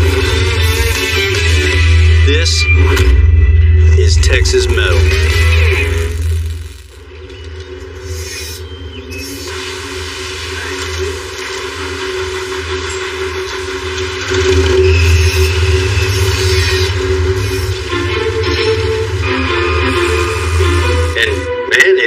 Pretty good shape. The owner's two brothers dropped this car off a while back. You know, it was looking good, in good shape, but you don't really know till all that paint and bodywork's gone and you get it back from blast. Next up, we're going to get it over to the body shop and then paint. Meanwhile, we finished most of the metal work on this ground-up build. Hand making a custom chassis, suspension, and a completely one-of-a-kind engine bay.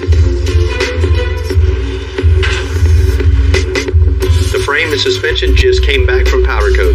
So up next, we're going to assemble the rolling chassis and run all those lines. Grab that.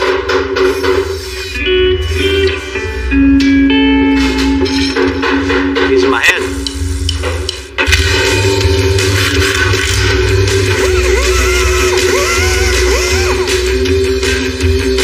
Got a rear diff for the GTO. Stabbing the pumpkin right now. Thank you very much. Next, we'll put the seals in, then I'll go ahead and slap my axles in, then we'll be ready to install it. One of my favorite parts is actually when everything starts coming together. You start seeing, you know, components come back from powder coat. We have paint going on right now. You get to see that much more, and you start to see something evolve. You get to see exactly how much work it takes to get to this point right here. You know, what it's going to start looking like. Okay, so I got everything installed on my rear end now. I got the pumpkin in, I got my axles in, I got my link bars on. Last thing is, go ahead and put my coilovers on. Once I put my coilovers on, this thing will be ready to roll.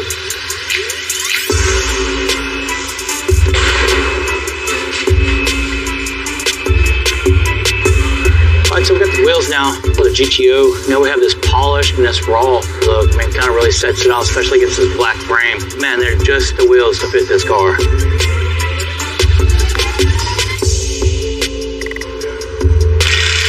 What do you think about the stilt Thomas? I think it's pretty cool the way it's concave like that. And also the Litos, you know, there's gonna be a real sticky tire on here with that big motor. Really like the way the cap covers and everything too. It looks seamless. Next thing is we'll be putting the body on this thing soon. When this thing's done, it's gonna be a head turner.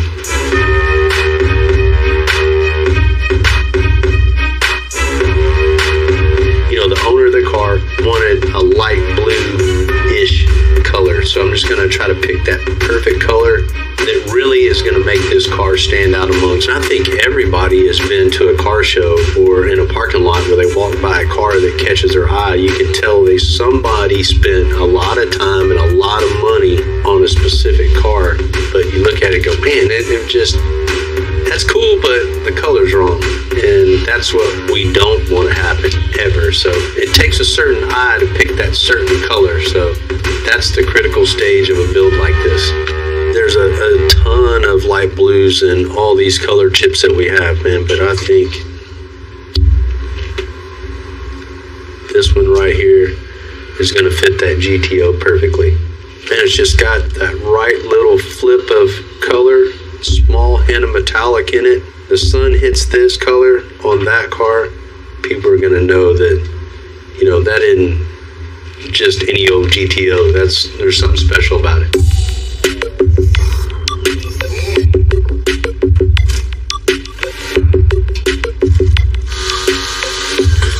So we're at my favorite part of every build, and now we got the wheels on, which are awesome. That's like the coolest set of wheels I've ever seen. But before we put the body on, I want to do all the lines, which is way better with not having anything in your way.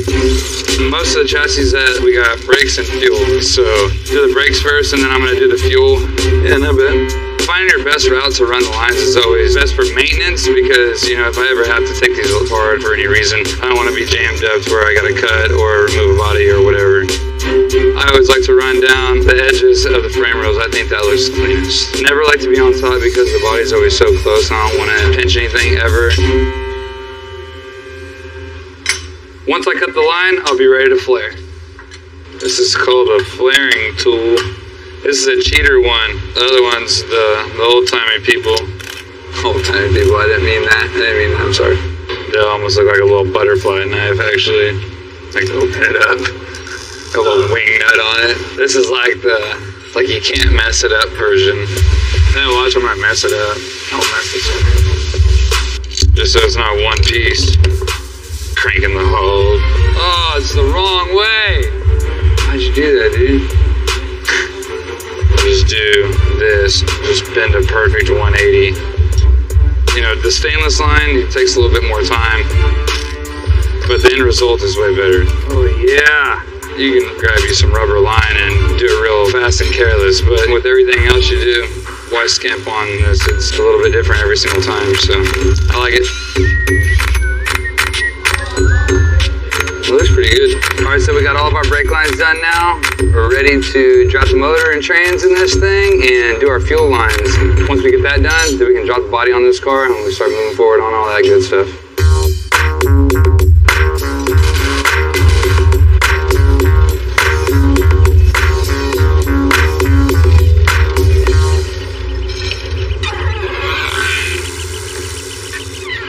What's up, fellas? Hey, what's going on, Bill? How you doing, man? Greg. Nice to meet you. Rex. Nice to meet you guys, nice to meet man. What y'all doing today, man? Out cruising around an old truck? All the way from Florida, man. Oh, man, you didn't drive this from Florida. Come on. No, it would have taken us about 4 days. All right. We only drive at about 35, 40 miles an hour or something like that. So what year is this? 1931. 31, man. That is something you definitely don't see every day. It looks very well taken care of, man. This guy right here, man, maintenance team and Rex, they do an awesome job. This truck frame came out of an old barn in Houston. The old Maxwell House plant here in Houston rebuilt it through the plant team in the 80s. They redid it again in the 90s to make it more roadworthy, and now we're kind of bringing it back to where it started to really take it to the next level. So it's kind of neat that it got to come home. Man, this is real cool. So you want to take this truck and just bring it up to pay tribute to the heritage, but at the same time, add your touch, your style to modernize it and get people excited about the brand, our truck, have it really stand out at parades and events, and people get excited about it. Man, I love it. You know, one of the first things we need to do is upgrade the suspension. those leaf springs and everything look cool, but I know they ride horrible. And it rides like it doesn't have suspension. Right.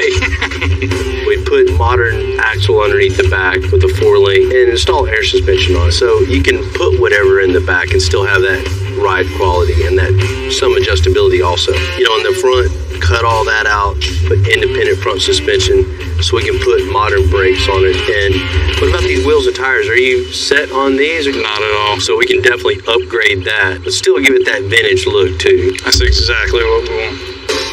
So let me guess, no power under the hood. No, I didn't got that. Let's check it out.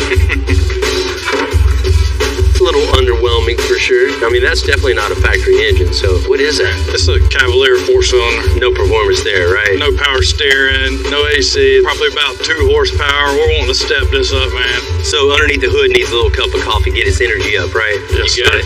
I can definitely see why they chose that engine. I mean, it's super tight, confined in here. There's not much room at all, so you would actually fit to not take up some of the footwell inside there. So what's going on with the interior? It looks really, really, really nice. Appreciate it. It's just, man, it's tough to drive. Steering wheel's so big, you know, you feel like you're driving a tractor. One of the most definite things we need is to upgrade that steering column. Give you a tilt wheel, make it easier to get in and out of. And of course, you know, AC for sure. It's hot as a pot of coffee in there. We'd like to be iced latte, you know what I mean? The interior looks good, but no comfort. I think these trucks are probably made for 4-foot tall people back in the day, but we're gonna do what we do, give them as much room and as much comfort as we can possibly put in this little cube. So what you got going on in the back? Come check it out. We got some really cool ideas, Bill. We have a roaster, and we would love to be able to take it to events and roast coffee so people can smell it. They can experience how you roast coffee. So if there's some way you can incorporate a roaster into the back of the truck, we just think that'd be next level. That's a cool project, man. I love getting stuff in like this, especially with the history of the truck, history of the company. I definitely get what you guys are wanting to do. You got 200 people back home in Florida that just can't wait to see what you can do with it. And I'm ready to get going on it, man. If you guys are ready, let's make it happen. Let's make it happen. We're ready.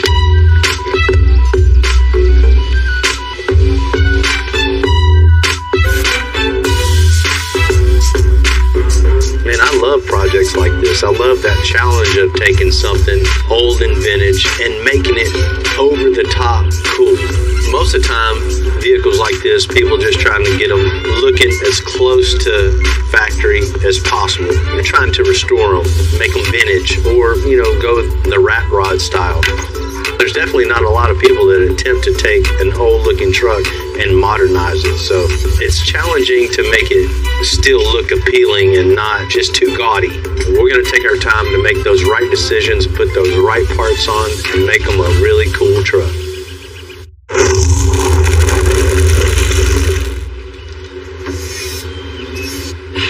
Man, this is pretty cool, dude. I like this. It doesn't look bad. The motor looks really, really clean, or it's just never been driven. Man, it runs good. I mean, I'm driving around the parking lot. It's not bad at all. What's up, Phillies? Y'all checking it out? Yeah, man, man, this is look really at the little cool. old motor in here. That's a cool truck. Yeah. You know, it looks cool cruising in parades and everything now, but they want something a lot cooler.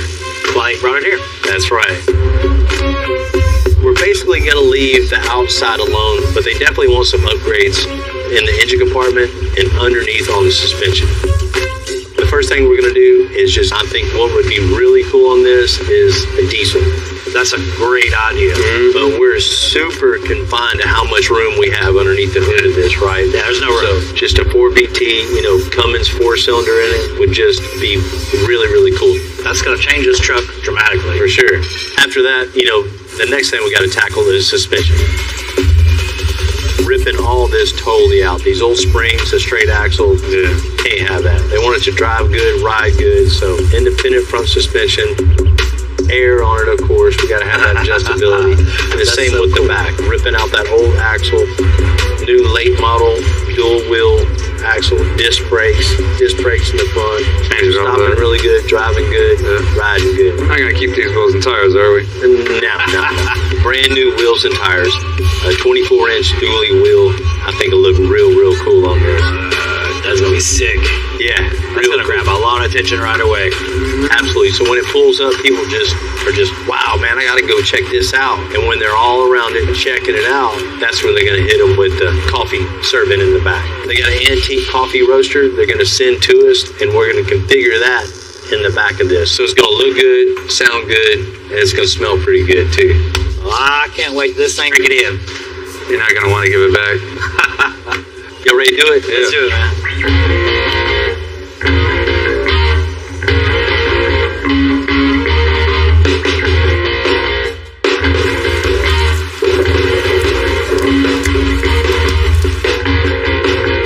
When you're talking about a 31 Ford pickup, you're talking about a vehicle that's over 90 years old. Technology has totally changed from then till now.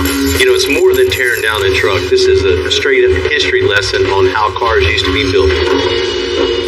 Oh, that leaf spring was hitting on it, but damn, that thing is real jacked up, huh? Yeah, they put a hose clamp over it to keep it all together. Look. Damn. I'm surprised that held that long. That's crazy. Coming out today. Ready? Yep. We're ready to pull it out now. Up a little bit. All right. Yeah, pick it up.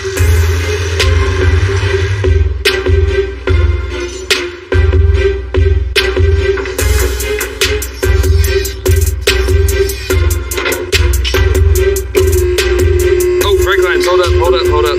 I don't want to mess their brake lines up. They're perfect. We reuse them.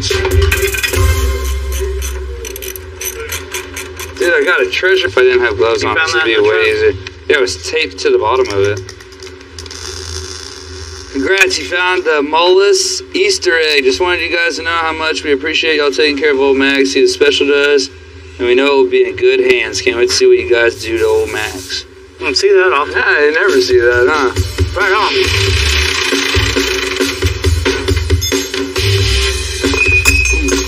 Good? Yep. Yeah. Clear. Woo! Way more gooder.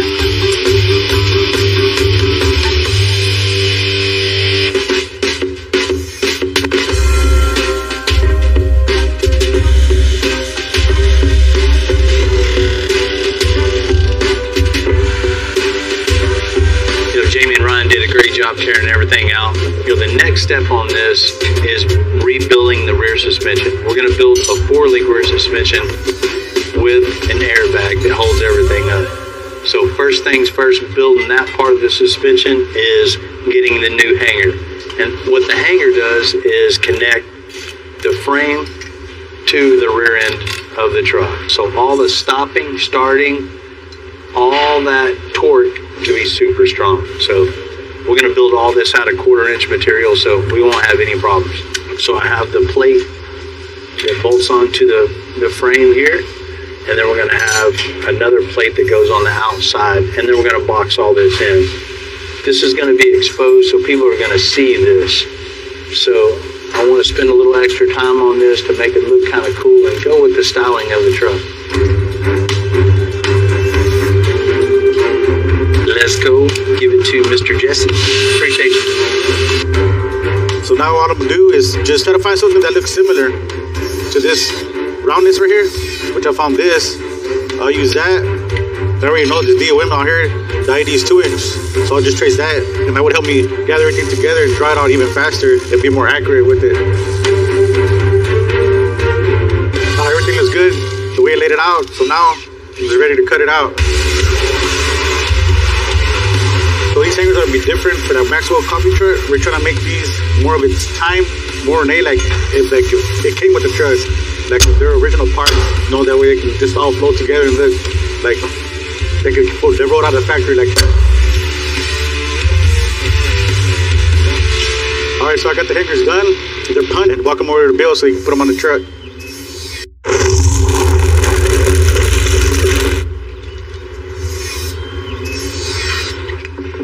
Block, spacer, go. We cut and cleaned up the hangers for the rear suspension on the 31 Ford. Now it's time to get them in place. Tell you what we'll do. I want to box this in 100% around. I think that'll look the coolest and keep dirt out, all that out. First things first, what I want to do is probably take our 5.5-inch pipe. Then we can just cut a piece here, cut a piece here, there, and then just box the sides into it.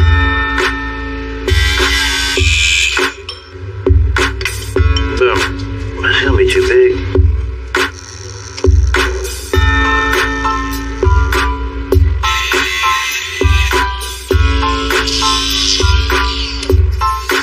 so I got all my pieces cut out, got all my pieces bent. So the next thing is go ahead and start fitting them in this shape. Once I fit them to where I like them, go ahead and tack them in, then I weld them out.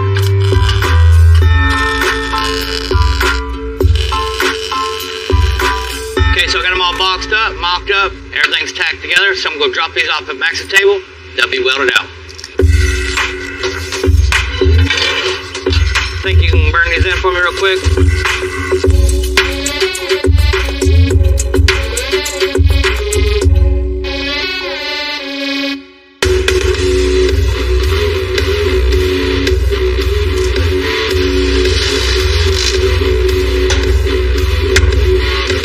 Okay, so what I'm doing right now is making a bracket for our gusset on our hanger. Basically, our hanger's bolted on the side of our frame, so what I'm doing is making a little attachment for our gusset to hang underneath the frame so to make our hanger very nice and sturdy.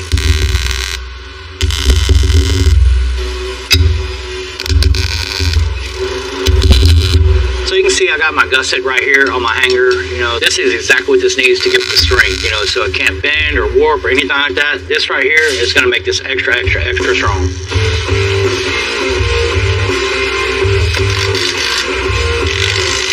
So now I got my gusset mount bolted up. All I gotta do, weld it out. That's it. Strong as can be.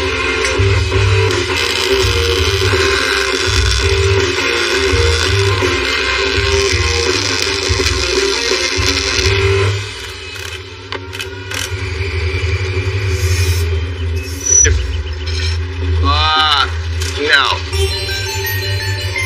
We can't get the motor for the GTO in under the door and make everything work. So we're just gonna roll the chassis out of the door, drop the motor down onto the chassis, and then roll it right back onto the lift. Right here, hold on. Hey, you just hold that right there. Coming down.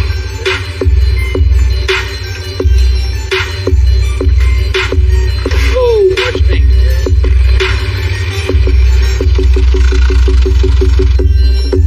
It's a lot heavier now.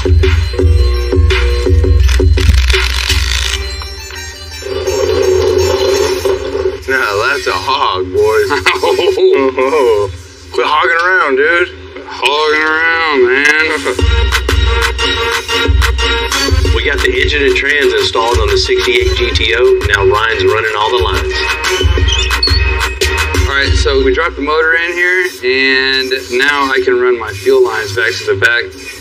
Got the regulator mounted, fuel pump, everything's ready to go, so I'm gonna knock that out real quick. When I run the fuel lines, I like to separate them. I like to do a whip line from the motor to the chassis.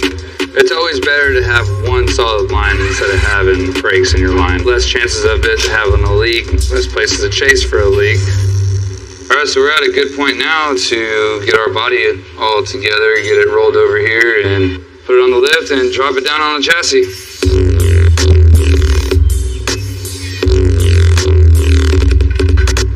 Alright, so we got our color for our 68 GTO, the light stellar blue metallic, but I think it's gonna look really good. Basically, I'm mixing a lot of different toners. You don't want to go over or less on some colors because it can mess up your formula. That's why we try to mix the whole gallon, because you know, if we mix little by little here and there, it might come out a little different. What I think was really interesting about this paint, that we add in all this aluminum, that's what's going to give it that really cool metallic look to it. Alright, that's really going to make that color stand out.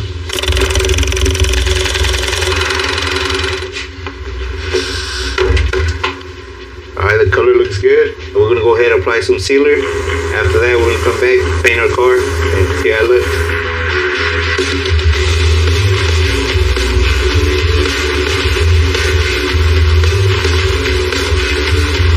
We got our 2 coats of... We're going to have a look in Motor City Finest. We're going to go ahead and let it dry overnight, paint the rest of the parts, and we should have a brand new car.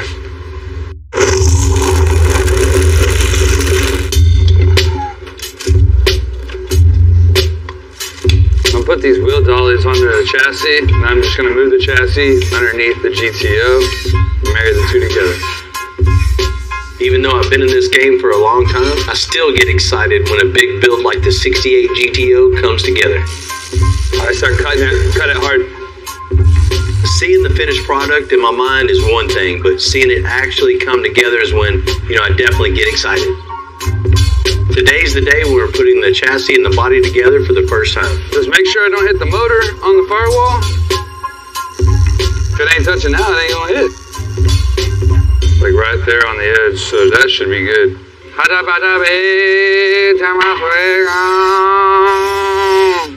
Man, good job. We're gonna go right into that bay. Woo.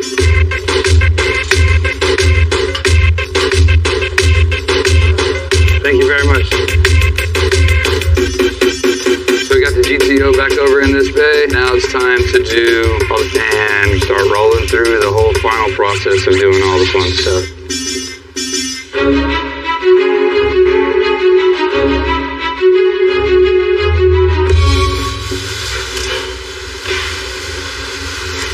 This GTO used to be a drag car originally, but it wasn't, we wanted to drive it wasn't practical. We went ahead and got the LT4 crate motor, and it's a lot of horsepower, but it's just not enough. So we're gonna go ahead and make some changes, change some engine parts, make it come alive, but still be a daily driver, streetable car with some good power under the hood. So we're gonna start by taking off our whole front assembly. A lot of the Chevy stuff, the basics of them are the same back to like the carbureted 350 days. I'm not sure on the LT, but I know on the LS it's up until 2013. You can take a transmission from a 72 Chevy and bolt it right up to it for the most part. I've been honestly messing with it since I was a kid. I was young. My grandpa was a mechanic, my dad, most of my uncles. So I just kind of always spin around it. It's not really something I chose to do. It's something that I just grew up doing. I still do it, so I don't hate it, I guess. This is an AC compressor. So I guess I'm gonna go ahead and pull the crankshaft pulley now.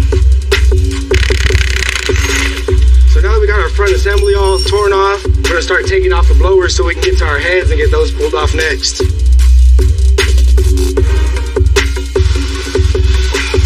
We're gonna go ahead and now take our fuel rails off and fuel lines so we can get these heads pulled off. Just kind of paying attention to how it came apart is one of the main things. Always gotta pay attention to what you're doing, especially if it's a motor you haven't done before. It makes the reassembly a lot easier. Once the heads come off, the motor looks tiny, and the kind of horsepower it makes is even crazier for something so small. We're gonna go ahead and pull our lifter trays out and get our lifters out. And then we're gonna pull our front cover and get our camshaft out. This is the oil pump.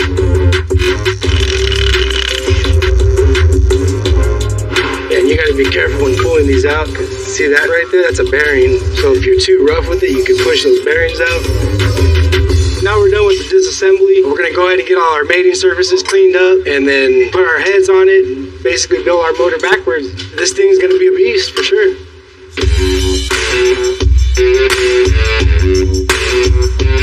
Oh yeah.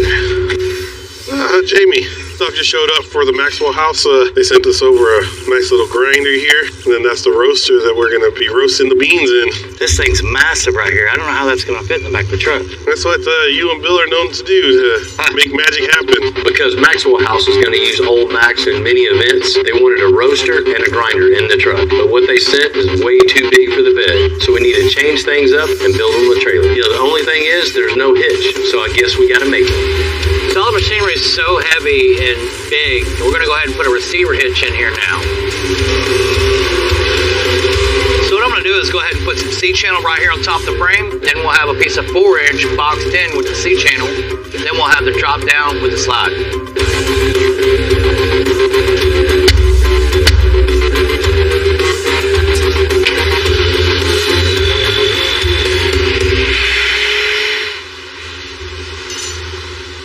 Alright, so I got my piece of C-channel here, cut, squared up. Next thing is start cutting this 3x4 into place. This is going to be the end of it where our receiver hitch goes into, so I'm going to miter it in between these pieces of C-channel.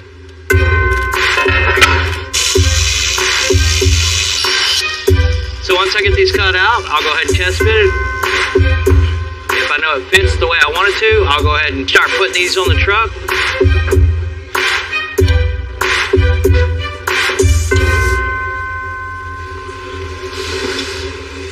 For the back end of the hitch, we're going to add a receiver tube, so it's going to be super strong. That way they can haul as much coffee as they want. Bill just lining this up for me, so fixing to cut it right now and get it all welded out.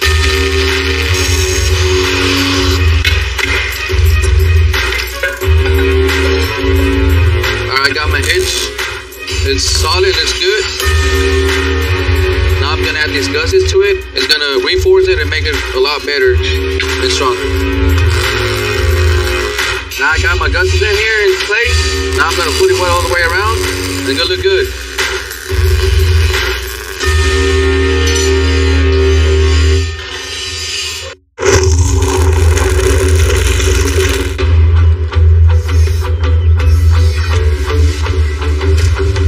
We got the custom hitch on the 31 Ford finished. Now we're going to make some side plates that attach to the frame to secure the hitch to the truck. You know, it's gonna burn, everything's gonna catch on fire. So what we're gonna do is we're gonna take a plate right here, sandwich this plate between our C channel for our receiver hitch. What I'm gonna do right now is bring it to Jesse. I need 2 of these, man. The holes, I mean, you can make them just a tad bigger, but I need 2 of these out of 3/16. So I got it all drawn out. It looks good. So now I'm just ready to cut it out.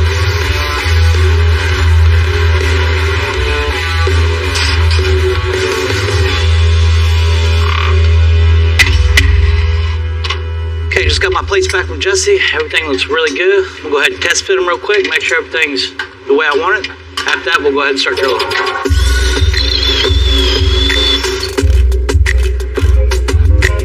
All right, now I got my marks. Gonna drill everything in now.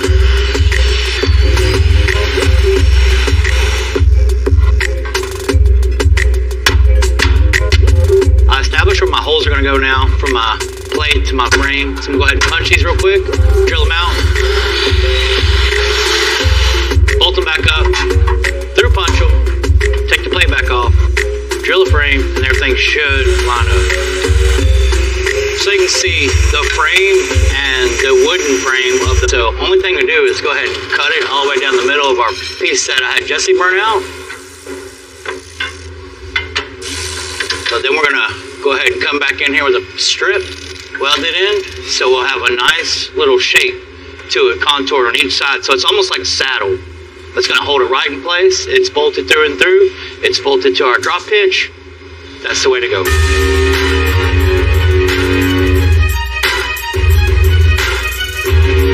Now that the side plates are mocked up, we realized the strip connecting the top and the bottom plate just really didn't give us the seamless look we were looking for. So the top piece wasn't gonna work. And instead of welding a little piece in, I went ahead and remade the top piece and put a bend right in it so it can meet the same angle that I need. You know, problems come up here all the time. Let me rephrase that. Problems happen when you're working on vehicles all the time. You know, you can only think of so much stuff, but you can't ever think of everything. You're gonna have issues and you just have to adapt and overcome.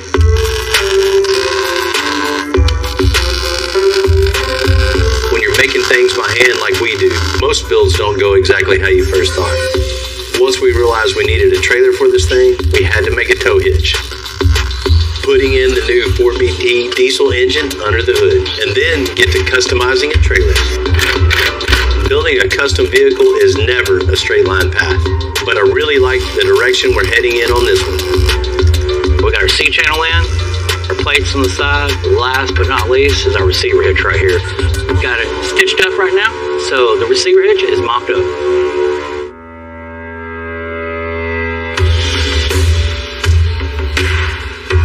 We stripped the LT4 motor on the 68 GTO. Now it's time to give this thing even more power.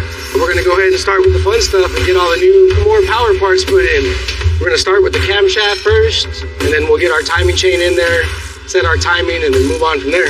It's set up different than the stock to create more horsepower. This one's got higher profiles. The lobe separation is a little different. It's a bigger cam to create more power. The specs on it are set up for a blower motor.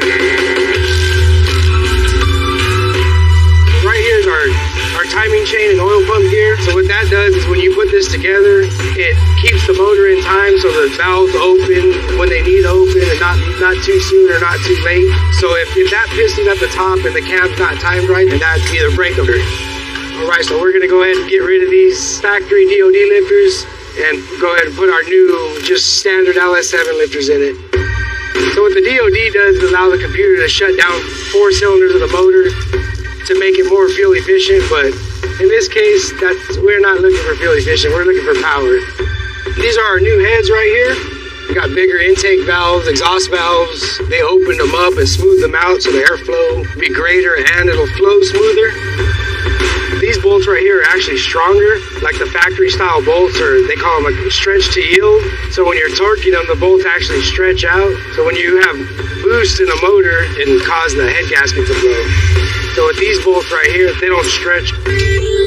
Okay, we're gonna go ahead and put our new push rods in. They came with our cam kit. These are a different length because the profiles on the cam are different. If these are too long, it's gonna open the valve too much, which could possibly hit the piston and cause catastrophic failure for sure. So it's real important that your push rod length matches your cam setup. All right, so now we're gonna go ahead and install our new rocker arms. So the difference between these and the factory ones is it's got a roller on the end of it where it actually pushes the valve straight down, as opposed to these kind of come in and put a side.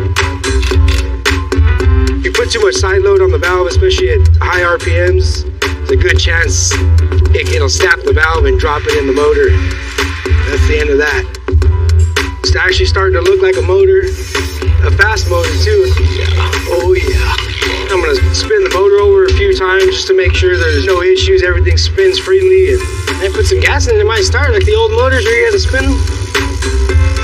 Then we'll go ahead and get all our tin on the outside of it. Put our valley pan on, valve covers on, front cover, and pan on. Just get this motor all closed up and ready to hit the street.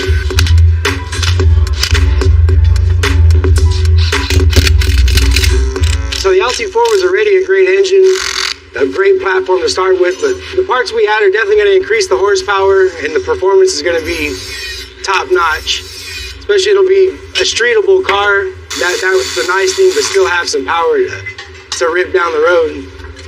But it looks good internally and externally, so can't wait to get this thing together and see what it's going to really do. Hi, my name's Matt Lipp. I do a lot of the motor and electrical stuff here at Extensive.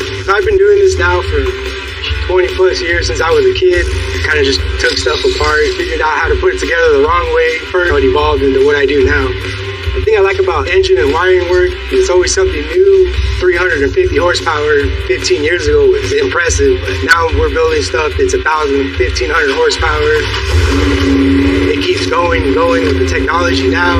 Like I always got to make sure I'm on point and keep up with all the new technology, everything that comes out, so I know what it'll take to make the motor better. Now it's lean, mean, and ready to be seen. And the payoff for me is just the self-satisfaction. Like I don't do stuff for other people to say, oh, that's good work. It's more for my pleasure. Like I like to know I took something on that was hard and I accomplished it and made it come together. It just worked in the end. Like that's really what I enjoy doing about the most. Got it.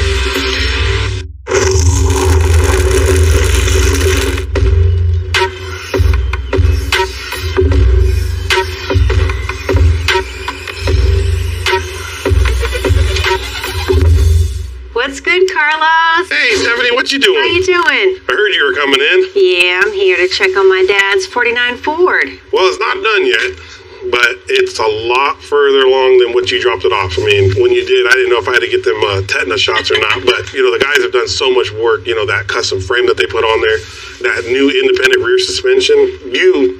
Well, Bill's out in the body shop right now. There's a GTO that they're just pulling out. Okay. If you want, I could go grab them for you real quick. No, it's all good. I can go find him and see what's happening outside. All right. Well, okay. Enjoy. Good to see you. All right, you too.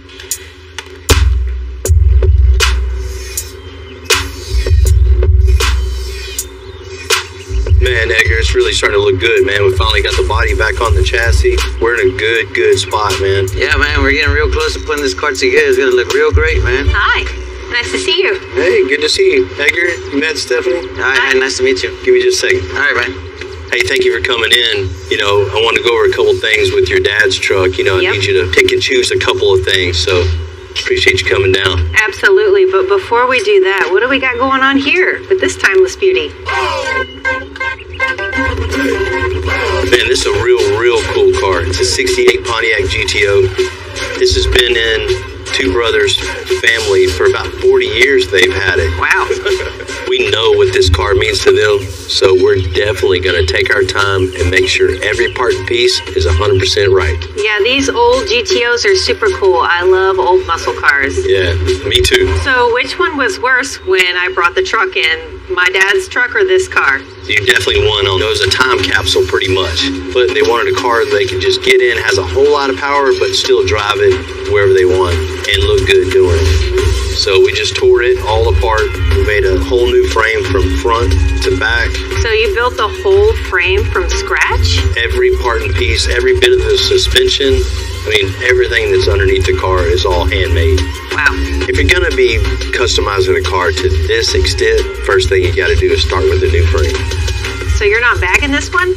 Nope, they wanted just a static, low look, so it's got coilovers all the way around, so you just get in and go. Are these the wheels for the finished ride? Man, it is. Yeah. I love the look of them. You know, it's a 20-inch wheel, so it's not too big.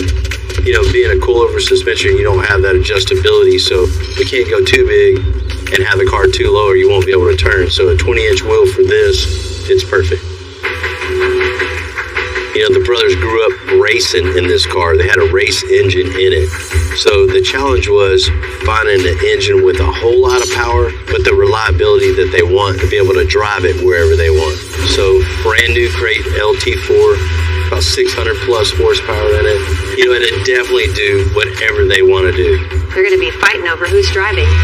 Absolutely. But one other cool thing, when you pop the hood on this, you're not going to see anything but the supercharger. Everything else is all paneled off, so sheet metal panels all throughout the engine. You won't see anything. Right. So it's going to look really cool. When you pop the hood, it's just all body color, all underneath the hood. Wow, that's going to be really cool. You open up the hood and see all the custom metalwork. I think that's going to look super rad. The color is amazing. It's probably my favorite. It looks like a blue sky. Well, the original color was blue, but, you know, we had to wake that up a little bit. Well, this looks amazing. What else do you have to do to it? Man, we've done a ton of work up to this point, but, I mean, we still got a lot to do. I mean, of course, getting the body all fit and finish, and then taking it over to the interior shop and letting John do his thing. So he's got his hands full with this one for sure. Looks like it. Yeah, man, I can't wait to get this thing done. This GTO has been a lot of work for everybody in the shop, but it's looking good. I mean, there's pieces to this car everywhere, but trust me, when you see it all together, everybody's going to be blown away. This is something special for these two brothers. You know, it's been in their family for 40 plus years. They've had it their whole lives. So we really want it for them, and it stands out from any other 68 GTO.